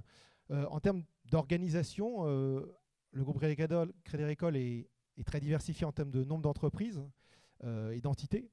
Et on a déjà beaucoup d'entités qui commencent à travailler sur des POC, sur des tests. Donc ça peut être l'émission d'une garantie par un de nos clients que l'on va digitaliser. Ça peut être des transferts internationaux. On a des clients qui veulent faire des transferts entre la France et les États-Unis, entre la France et la Suisse. Ce n'est même plus la même devise. Est-ce qu'on peut faire ça plus vite, moins cher? Voilà des exemples. Donc on a commencé à travailler sur ces sujets-là. On participe entre autres à des consortiums, car on pense qu'il y a des aspects techniques très importants à comprendre. Pour ma part, j'ai quand même bien avalé tout ce qui se passait sur la blockchain et le Bitcoin depuis 2 ans, mais c'est un sujet qui est très technique et il faut permettre à tout le monde de comprendre. Donc on participe à une initiative en France qui s'appelle LabChain, avec toutes les autres banques françaises. Beaucoup de startups de la blockchain, dont Stratum qui est ici à ma gauche. Et on essaie de faire des premiers tests qu'on espère qu'ils vont entraîner des tests un peu plus importants et peut-être à horizon 2017-2018 arriver à des véritables produits. Comme j'ai entendu, on espère bien arriver à des véritables produits financiers ou autres. Donc voilà un petit peu comment on évolue et comment on voit cette technologie. Mais au-delà de la remise en cause, on va dire, technique de nos processus, il y a une remise en cause, j'allais dire, presque culturelle. Et quand j'ai repris l'exemple tout à l'heure en disant qu'au tout début, on me prenait pour un fanatique fou qui voulait parler d'une monnaie qui est utilisée par les vendeurs de drogue et de Kalachnikov, vous comprenez bien qu'il y a un gap culturel à faire passer. Et il faut faire comprendre à tous les niveaux que le Bitcoin, c'est pas mauvais. C'est pas plus mauvais qu'un billet de 10 €. Il faut faire comprendre que la blockchain, c'est pas un gros mot, que ça va servir. Il faut faire comprendre tout ça. Donc il y a un temps d'adaptation à tous les niveaux. La bonne nouvelle, c'est que pour avoir dû présenter ce sujet-là vraiment tout au niveau du Crédit Agricole, il y a eu un très fort intérêt et plutôt une très grande ouverture d'esprit et non pas du tout une fermeture d'esprit telle qu'on pourrait l'imaginer. Voilà. Oui, ce que vous dites, c'est que bon, vous, en tant qu'expert, finalement, à l'intérieur du groupe Crédit Agricole, bien entendu, vous explorez tous les gains, enfin les gains dans le bon sens du terme de toute façon, mais les gains, les bénéfices, les bénéfices en matière de services que vous pouvez rendre, soit vis-à-vis de vos différentes entités à l'intérieur du groupe ou vis-à-vis de vos clients à l'extérieur. Et ça, on le conçoit très bien et je le conçois très bien. C'est-à-dire que voilà, vous explorez. Maintenant, l'institution, pour ne pas parler de l'organisation Crédit Agricole, forcément répond aussi à d'autres ressorts, on va dire, qui viennent de son histoire. Et quand on réalise, on va dire, la potentialité native et quelque part le côté alternatif, natif, je dirais, de la blockchain, quand Primavera nous explique que la confiance, elle est dans la techno et qu'on va se concentrer sur la preuve pour reprendre cela, mais on pourrait parler d'autre chose. En gros, ça veut dire qu'on prend l'organisation Crédit Agricole, on la démonte complètement et on la remonte autrement. Alors, c'est difficile parce que le groupe est ancien et présenté comme ça, on va tout démonter, tout remonter. J'ai pas été jusque-là quand je l'ai présenté, mais en tout cas, il va falloir prendre en compte et repenser certaines choses. Et quand je dis repenser, voilà, c'est pas repenser que techniquement, ce que je reprends ce que j'ai dit tout à l'heure, c'est repenser d'un point de vue culturel. Et typiquement, à l'interne d'un groupe comme le Crédit Agricole, vous êtes client d'une banque du groupe, vous rentrez en relation avec l'assurance du groupe ou une autre banque du groupe, eh bien, c'est pas la peine de vous redemander tous vos documents. Vous avez fait une première entrée en relation. Eh bien, aujourd'hui, on pourrait très bien imaginer, grâce à des systèmes justement sécurisés sur une blockchain, ne pas être obligé de vous redemander, lorsque vous rentrez dans une autre agence, de vous décliner nom, prénom, etc. Mais pour rapidement découvrir que vous êtes client de telle autre banque ou de telle autre entité du groupe et de dire on vous reconnaît, on sait qui vous êtes et pas besoin d'aller plus loin. Donc le chemin est encore long, c'est sûr. Alors je ne sais pas si on va démonter. En tout cas, on va être obligé de faire quand même beaucoup de manutention. Merci. Hervé. Oui, je voudrais me permettre de rajouter quelque chose là-dessus. C'est que je sors un deuxième livre dans quelques semaines et ces éléments-là sont au cœur de ce livre-là. Et mon point de vue à moi, c'est qu'il faut simplement qu'on revienne aux origines, aux sources de la création de nos organisations. Et que ce soit le mutualisme, la coopération, le syndicalisme, si on reprend les fondamentaux, on va construire de cette façon-là. Ce que j'ai vu à la Maïf, alors je ne veux pas leur faire plus de publicité qu'il faut non plus, surtout dans un établissement privé, mais ça m'a fait rire d'ailleurs pour l'anecdote, parce que moi qui suis un pur produit de l'enseignement catholique et puis président d'une école d'agriculture privée, une des premières conférences que j'ai fait à ce niveau-là, c'était chez eux. Bon, enfin bon, ça c'est pour l'anecdote. Mais ils ont imaginé repenser le mutualisme. On rentre dans un néo-mutualisme. Pour moi, le principal danger qu'on a, c'est de voir nos organisations s'autodétruire parce qu'elles ne sauront pas évoluer. Et l'évolution, je pense qu'elle passera par un retour aux origines. Merci. On continue notre tour d'horizon avec François d'Orléans qui va, j'irai après, l'agroalimentaire, l'agriculture en général, la banque, nous permettre d'aborder des illustrations, on va dire, de façon plus ouverte à l'industrie en général, hein.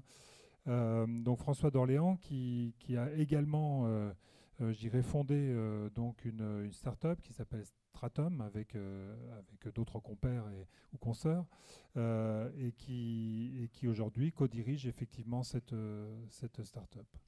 Tout d'abord, merci à Lésa pour l'invitation, merci à Pascal d'avoir dédié autant de temps à la préparation de cette table ronde. Donc Stratum, c'est l'une des premières startups françaises blockchain qui a réussi à lever des fonds auprès d'investisseurs. Je dis blockchain si on sépare les cas d'usage spécifiquement Bitcoin, ça peut être Bitcoin cryptocurrency ou Bitcoin wallet, c'est-à-dire comment sécuriser ces bitcoins. Donc on est aujourd'hui une équipe de 10 personnes et on travaille sur 3 segments principaux que sont la banque, l'assurance et une troisième verticale plus générale qui va être entreprise, dans laquelle on travaille notamment avec Bureau Veritas sur la certification. Stratum, ce qu'on offre, c'est un outil, une plateforme pour sécuriser les données opérationnelles, pour pouvoir auditer ces données opérationnelles entre une entité et l'ensemble de ses partenaires. Donc ce qu'on va faire, c'est qu'on va prendre une banque comme Crédit Agricole et on va sécuriser les milliards de données qui circulent à l'intérieur de ces grands coffres-forts et qui sont très sensibles. Quand on regarde la façon dont les systèmes IT aujourd'hui sont construits, on revient toujours à 3 problématiques fondamentales. La première, c'est que quand vous avez des bases de données qui sont construites en silo, vous avez toujours un administrateur de base de données qui détient la clé d'accès à cette base de données. Si je vole cette clé d'accès, s'il y a un hack, comme on dit, à ce moment-là, on dérobe toutes les données qui sont dans cette base. C'est extrêmement problématique parce qu'elles contiennent aussi plein d'informations personnelles. Alors que dans la blockchain, c'est un peu une révolution copernicienne de la gestion de la donnée, puisque chaque personne détient la propre clé d'accès à sa donnée. Donc si on vole la clé, on vole simplement la donnée personnelle, on ne vole pas toute la donnée qui est sur cette base. C'est la première chose. Le second problème qu'on tente de résoudre, il a été largement évoqué, c'est la synchronisation de données de valeur. On a beau émettre des millions de données chaque seconde, enfin des millions de données au sein d'une organisation toutes les secondes, comment vérifier la valeur de ces données si on se les échange à travers d'outils qu'on appelle des API? Comment sécuriser cet échange de valeur? Et enfin, le troisième problème qu'on tente de solutionner avec l'outil de Stratum, c'est l'exposition de nos données personnelles. Grégory l'évoquait il y a quelques instants, quand vous allez auprès de votre banque et que vous soumettez tout un tas de documents personnels pour pouvoir prouver votre identité, vous exposez votre identité. L'idée, c'est qu'avec des technologies qu'on appelle de cryptographie et la blockchain, on puisse séparer la donnée que vous soumettez et la preuve de cette donnée. Parce que grâce à des techniques de cryptographie, on va prendre une donnée qui est lisible et la passer dans un algorithme de cryptographie qui en tire l'empreinte unique de cette donnée et pouvoir prouver l'existence de cette donnée. À partir de ça, une fois que vous avez fait une première fois auprès du guichet de votre banque ce devoir d'identification, vous pourrez réutiliser cette preuve d'identité auprès d'une autre banque, d'une autre filiale ou pour ouvrir un autre produit. Donc l'idée de Stratum, c'est de pouvoir sécuriser n'importe quelle donnée opérationnelle, n'importe quel business process de façon chronologique, de façon ordonnée. Parce que notre façon de regarder la blockchain, c'est de regarder une ligne temporelle qui fait consensus entre différents partenaires. Et dans cette ligne temporelle, on va horodater des faits. Et tous les partenaires vont pouvoir avoir un accord en quasi-temps réel sur le horodatage, sur comment s'est déroulée l'histoire. Et comme on a ce qu'on appelle une immuabilité, une irréversibilité forte dans la blockchain de la donnée, on ne peut pas casser l'histoire ou la réécrire différemment. Donc on a confiance dans les données qu'on s'échange en pair à pair. Maintenant, une autre chose qui est intéressante et qui a été évoquée dans les différents cas d'usage qui ont été donnés et sur lequel je voudrais revenir pour donner un peu plus de clarification. Vous citiez, Pascal, cet exemple sur les certificats d'identité entre différents médecins, entre différents pays. Là, typiquement, on a toujours ce problème de base de données en silo. Quelle que soit la granularité de cette base de données, que ce soit à l'échelon national, que ce soit à un échelon plus local, dès qu'on sort cette donnée de la base de données, quel est le tiers de confiance qui dit que ce certificat de données est effectivement le bon? On a ce problème de centralisation. Quand Primavera cite un exemple que je trouvais drôle sur ces fleurs, cette production artistique, là, ce qui est intéressant, c'est, mais au fond, pourquoi on ne mettrait pas ça sur une base de données centralisée? Mais ce que Primavera cherche à faire, c'est une œuvre artistique qui soit complètement autonome de l'artiste. C'est un niveau très méta, mais tu essayes de dissocier l'œuvre artistique de l'artiste et que chacun puisse faire vivre ces fleurs, ces productions-là, de façon complètement autonome et décentralisée, sans avoir recours à une base de données. Donc c'est toujours ces mêmes problématiques qu'on tente de résoudre. Enfin, un point qui est intéressant, et Primavera l'a parfaitement dit, c'est une question de confiance au niveau de la technologie, c'est une question de preuve au-dessus de la technologie. La confiance, parce qu'on ne la décrète pas. C'est pas parce que je vous donne une donnée qu'elle est de confiance. Si on est en affaires ensemble, vous n'avez pas forcément confiance dans la donnée que je vous donne et j'ai pas forcément confiance dans la vôtre. Donc c'est pour ça que la blockchain ne va pas non plus être, contrairement à ce qu'on dit, une disruption massive de tous les tiers de confiance. Il faut, à l'entrée de la donnée, des gens qui apportent cette preuve. Par contre, là où la blockchain est intéressante, c'est pour être un transport de la preuve, pour la passer d'une entité à une autre, d'une banque à une autre, pour la passer de telle personne ou telle personne. Provenance, quand ils travaillent sur certifier un business process, ils vont utiliser des ONG qui vont certifier la preuve. Quand nous, on travaille sur la certification avec Bureau Veritas, on utilise Bureau Veritas. Mais on diminue le coût de transport de la preuve. On propage cette preuve. Et jusqu'à là, tous les exemples qui ont été donnés sont au fond assez linéaires. C'est un business process, du producteur à la transformation jusqu'au consommateur final, qui se déroule dans la blockchain. C'est évidemment un premier pas qu'il faut franchir dans les premières applications qu'on va mettre en production. Mais la vision de Stratum, c'est d'aller encore plus loin que ça. Notre idée, c'est de déployer un réseau de confiance.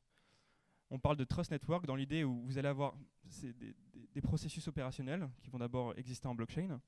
Et au fur et à mesure que des grandes entreprises qui sont au cœur de leur chaîne de valeur vont déployer des hubs qui détiendront ces business process-là, ils vont commencer petit à petit à se connecter. Et derrière chaque preuve, vous aurez une preuve qui sera apportée par un autre de vos partenaires.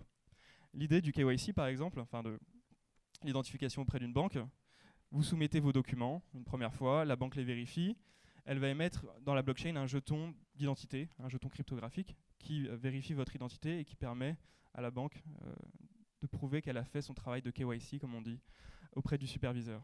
Maintenant, si on passe à la phase 2 de la blockchain, c'est plus simplement linéaire, c'est carrément exponentiel, puisque derrière chaque preuve, on a d'autres preuves. Imaginez que votre quittance que vous soumettez à votre banque, ce ne soit pas vous qui l'apportiez, mais EDF qui apporte toutes les preuves de la quittance et de la consommation d'énergie.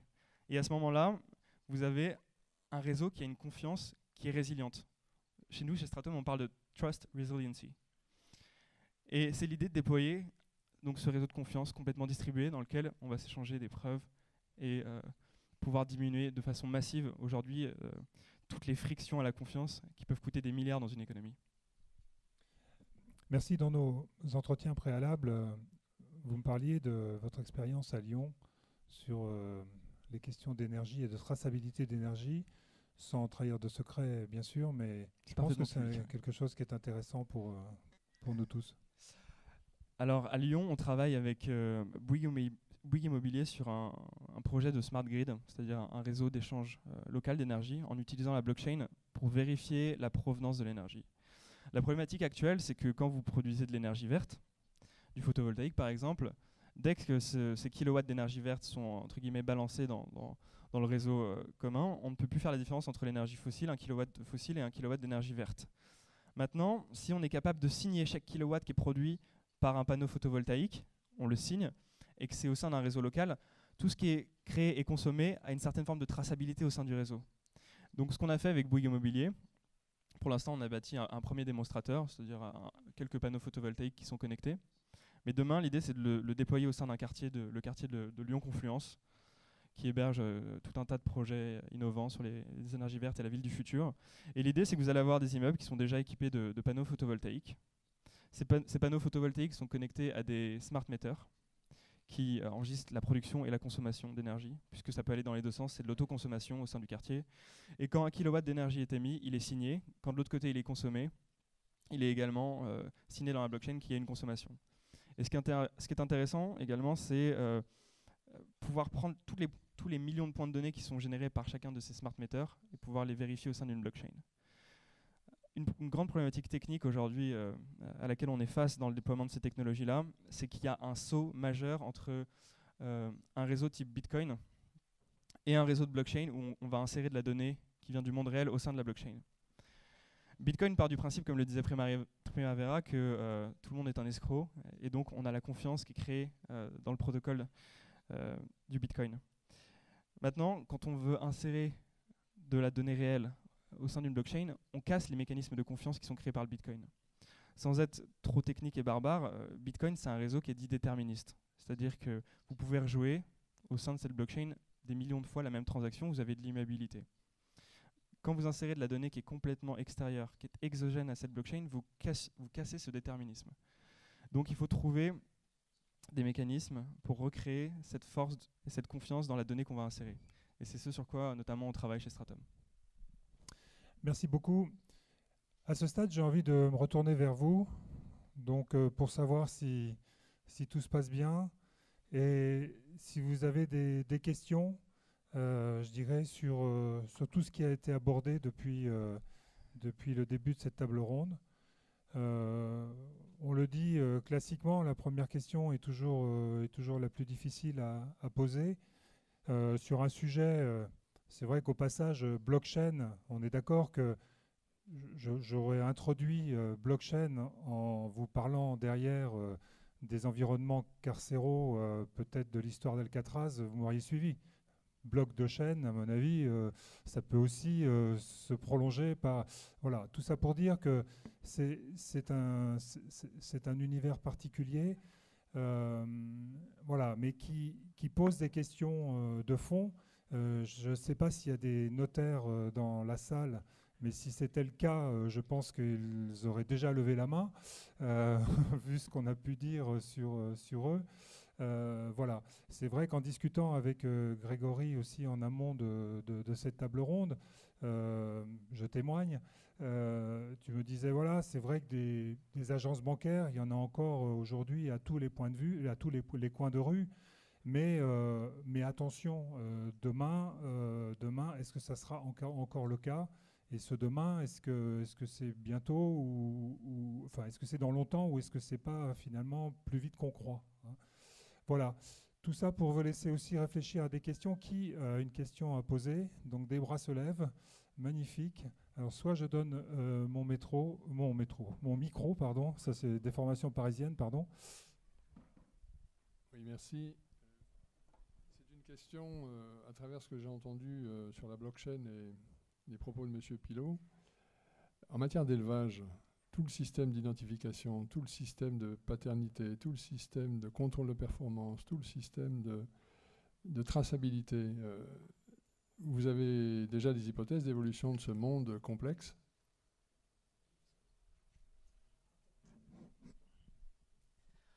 Ah mais c'est sûr que dans tous les systèmes de traçabilité existants, on peut très très facilement les valider par blockchain.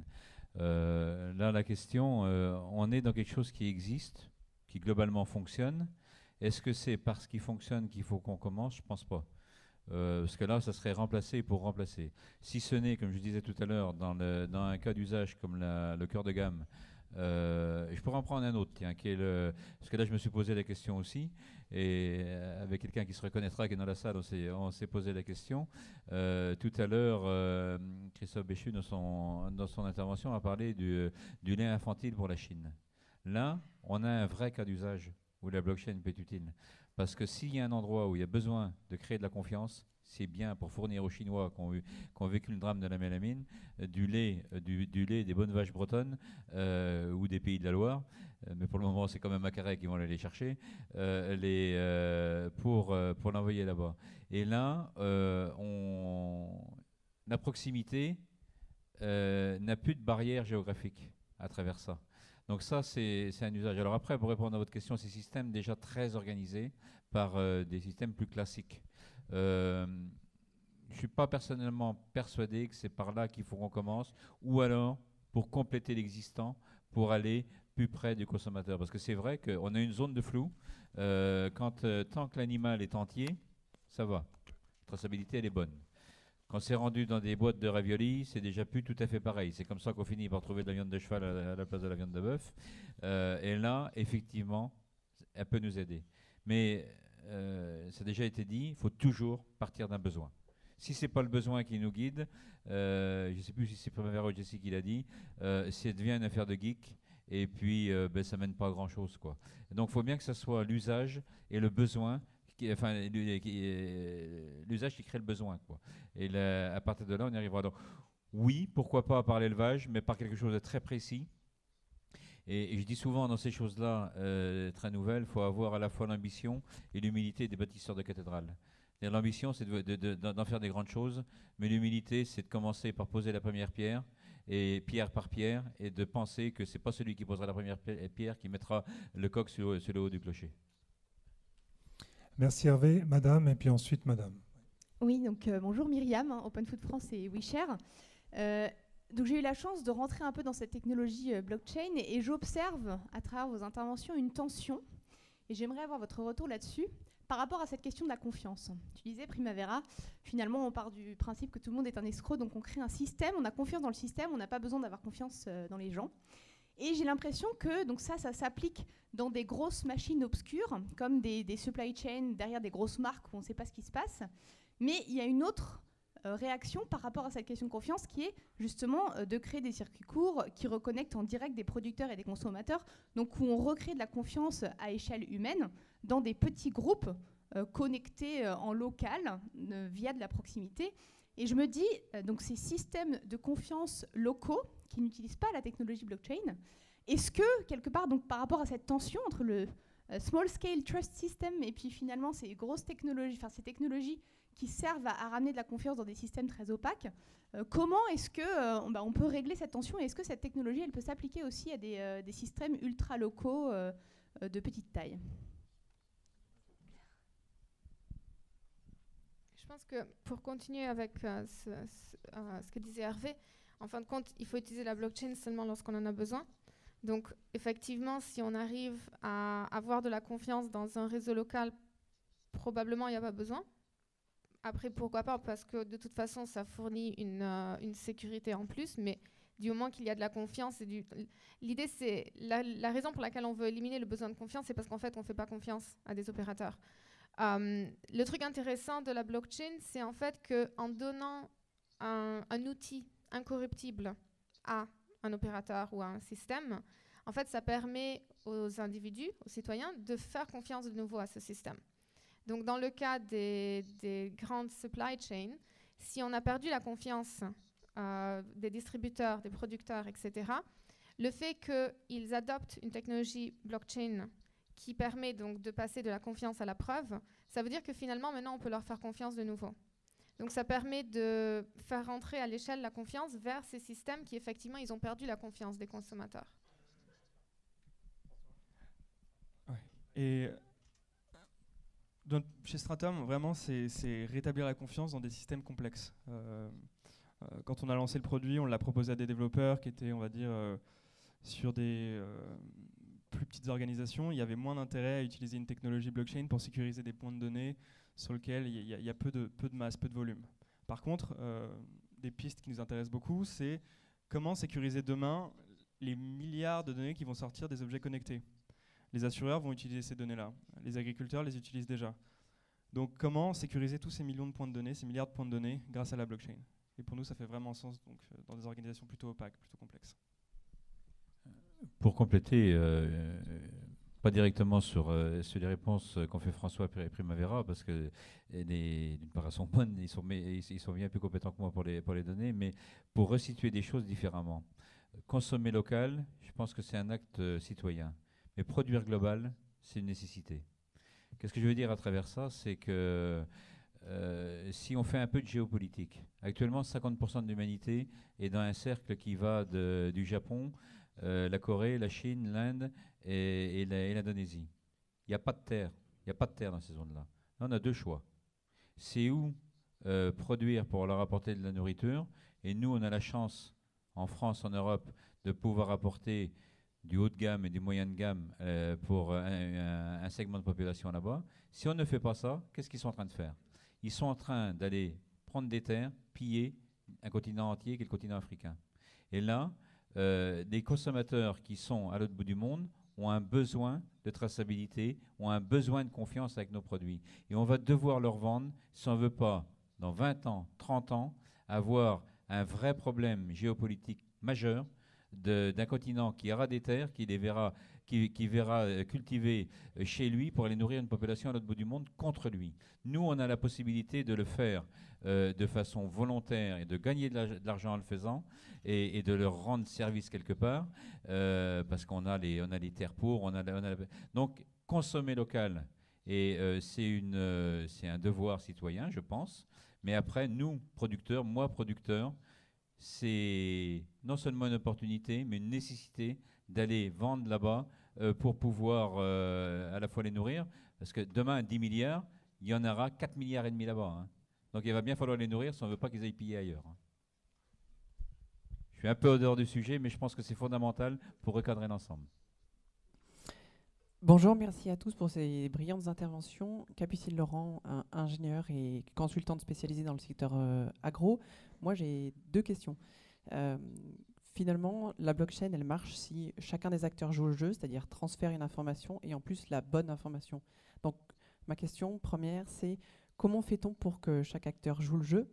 Est-ce que c'est par des systèmes de primes, comme vous l'avez expliqué, Jessie, sur l'industrie de la pêche? Et donc, la deuxième question qui est liée, on sait aujourd'hui que le consommateur, il est effectivement intéressé par manger autre chose que du tout venant, sauf qu'il y a une question du prix qui se pose à chaque fois. Donc, est-ce que la blockchain rajoute une couche de prix supplémentaire ou pas? Merci.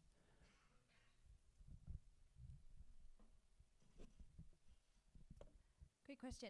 I think in the work we did in the fishing industry, the premium was absolutely essential.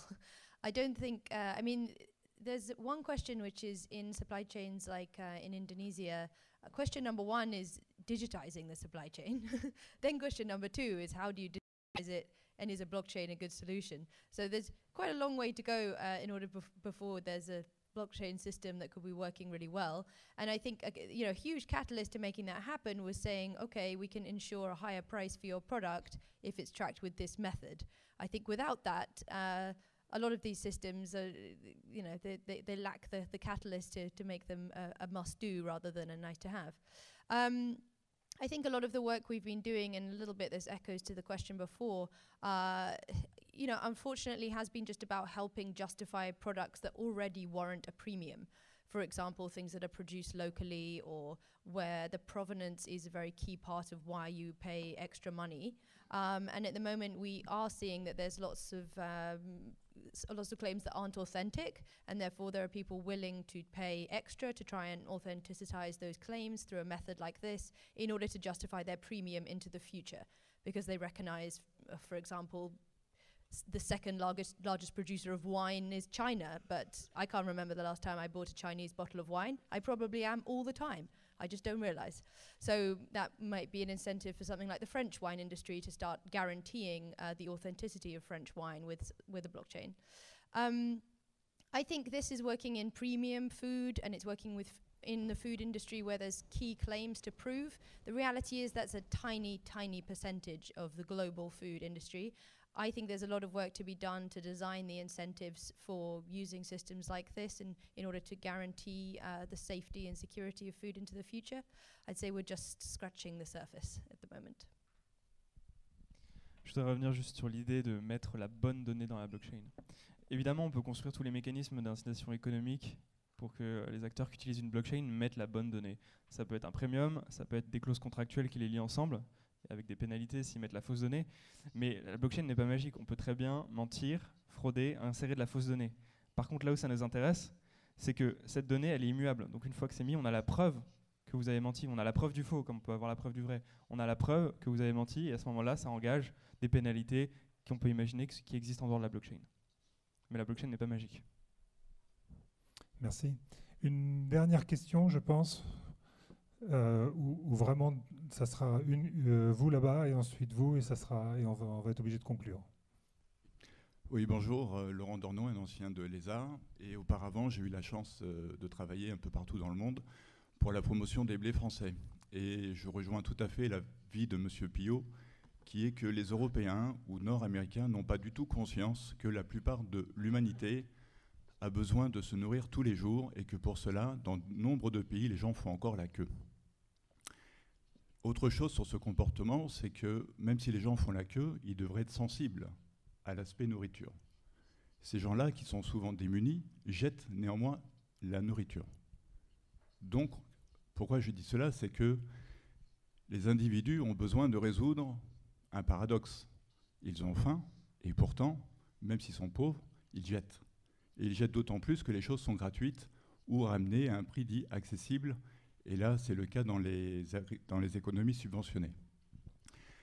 Autre chose aussi que je voudrais soulever, les initiatives locales me paraissent tout à fait intéressantes, mais elles sont aussi à rapprocher de ce qui va être, ou ce qui vont être des initiatives plus internationales. Je pense à Greenpeace ou à des actions transcontinentales ou transpays.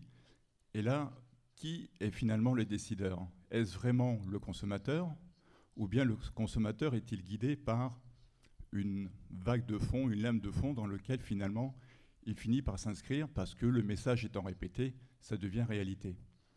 Et donc, comment aborder ces questions à l'avenir, notamment au regard du rôle des organisations syndicales, revenir aux fondamentaux, et comment considérer tout cet ensemble, tant au niveau local qu'au niveau consommateur, ici en Europe ou à l'étranger.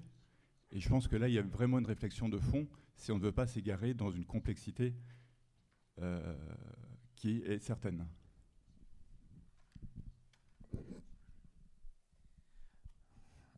Je pense que le consommateur ou le citoyen est beaucoup plus mature qu'on l'imagine. Les événements récents le prouvent dans la façon dont on voit dans les sondages se trempent en politique. Et je fermerai la parenthèse là-dessus. Et pour le consommateur, c'est pareil. Je vous dis que ce matin, j'étais aux Assises de l'agriculture à Nantes. On a fait une enquête filière par filière pour voir comment le consommateur aborde tel et tel produit. On se rend compte qu'il a sa vision des choses et la principale chose pour un consommateur qui l'influence, c'est l'avis des autres consommateurs. Beaucoup plus que telle et telle nébuleuse à travers publicité ou je ne sais quoi, ou tel et tel discours va l'influencer. Les gens ne sont pas dupes. Donc, par contre, il veut de la transparence. Il veut connaître ce qu'il a et à un certain moment, il panique. Il y a un caractère sacré dans l'aliment. Pourquoi il y a un caractère sacré? Parce que c'est ce qui nous fait vivre quelque part. Et à partir de là, quand on ne sait pas d'où vient ce qu'on a dans son assiette, on peut tout imaginer. Alors certes, certains s'amusent à jouer sur les peurs là-dessus. Mais je pense que le consommateur est assez mature. Et si on lui apporte à travers des outils comme la blockchain, la transparence totale et un élément de confiance majeur dans le produit qu'il va avoir, je pense qu'on va le sécuriser largement. Donc il ne va pas forcément se... Je pense qu'il est mature pour réagir par lui-même à travers tout ça. Je ne sais pas si ça répond à votre question, mais...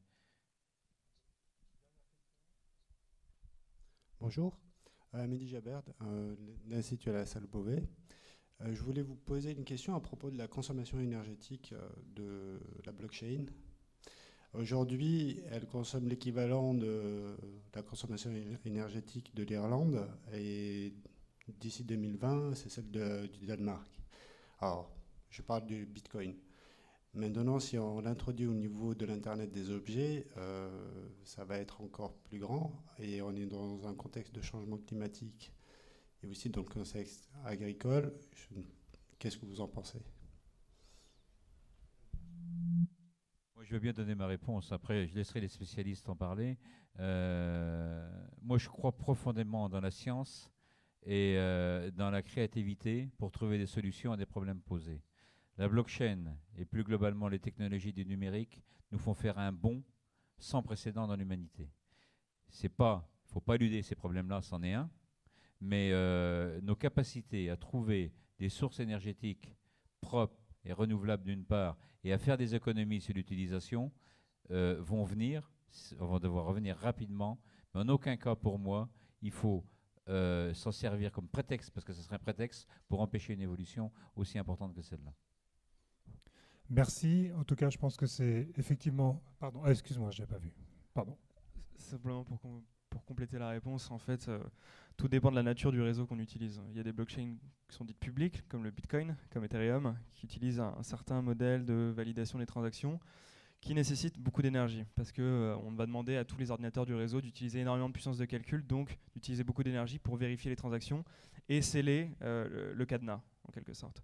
Maintenant, il y a d'autres types de réseaux, où c'est des blockchains privés, partagés au sein d'un consortium, dans lequel on n'a pas les mêmes modèles de consensus, et qui n'utilisent d'ailleurs pas véritablement l'énergie pour sécuriser de la donnée. Voilà, juste pour détendre le sujet, je pense que ça fait partie des enjeux de l'époque dans laquelle on traverse. Si on prend l'exemple du Slack, par exemple, qui est l'équivalent du CERN à Stanford, je dirais quand le Slack se met en marche pour des expérimentations d'accélération de particules, c'est la moitié de l'électricité de la baie de San Francisco qui est consommée en équivalence. Voilà. Donc c'est vrai qu'on est face à ces enjeux, mais on est aussi face à ces besoins de traitement quelque part. On va conclure, je dirais, là-dessus. Donc tout d'abord, je crois qu'on peut vraiment applaudir, je dirais, nos différents participants. Voilà. Voilà. Merci en tout cas pour nous avoir permis un voyage serein, voilà, pas trop turbulent, ok, et sans décalage horaire, donc ça c'est plutôt sympa. Deux petites annonces avant de conclure. Donc si vous êtes à Paris le 8 décembre prochain, à 18 h du côté du Palais de Tokyo. Vous savez peut-être qu'il y a le sommet mondial donc, qui va s'organiser, dont le thème est le partenariat pour un gouvernement ouvert. Et donc Primavera fera une nouvelle intervention sur le thème de blockchain et démocratie. Donc si ça vous intéresse, je crois que sauf erreur de ma part, c'est le 8 décembre à 18 h. Et puis une deuxième annonce aussi importante, le 8 février prochain. Donc il y a en fait un nouveau genre qui va apparaître qui s'appelle l'Agroeconomicus, qui est en fait le deuxième livre produit par donc Hervé Pilot, après l'Agro-Numéricus, si je ne me trompe pas, et donc qui sortira le 8 février prochain aux éditions de France Agricole. Voilà, il me reste à vous remercier pour, je dirais, votre concentration et voilà, pour vos questions également, pour l'intérêt que vous avez pu porter à cette conférence. Merci à tous.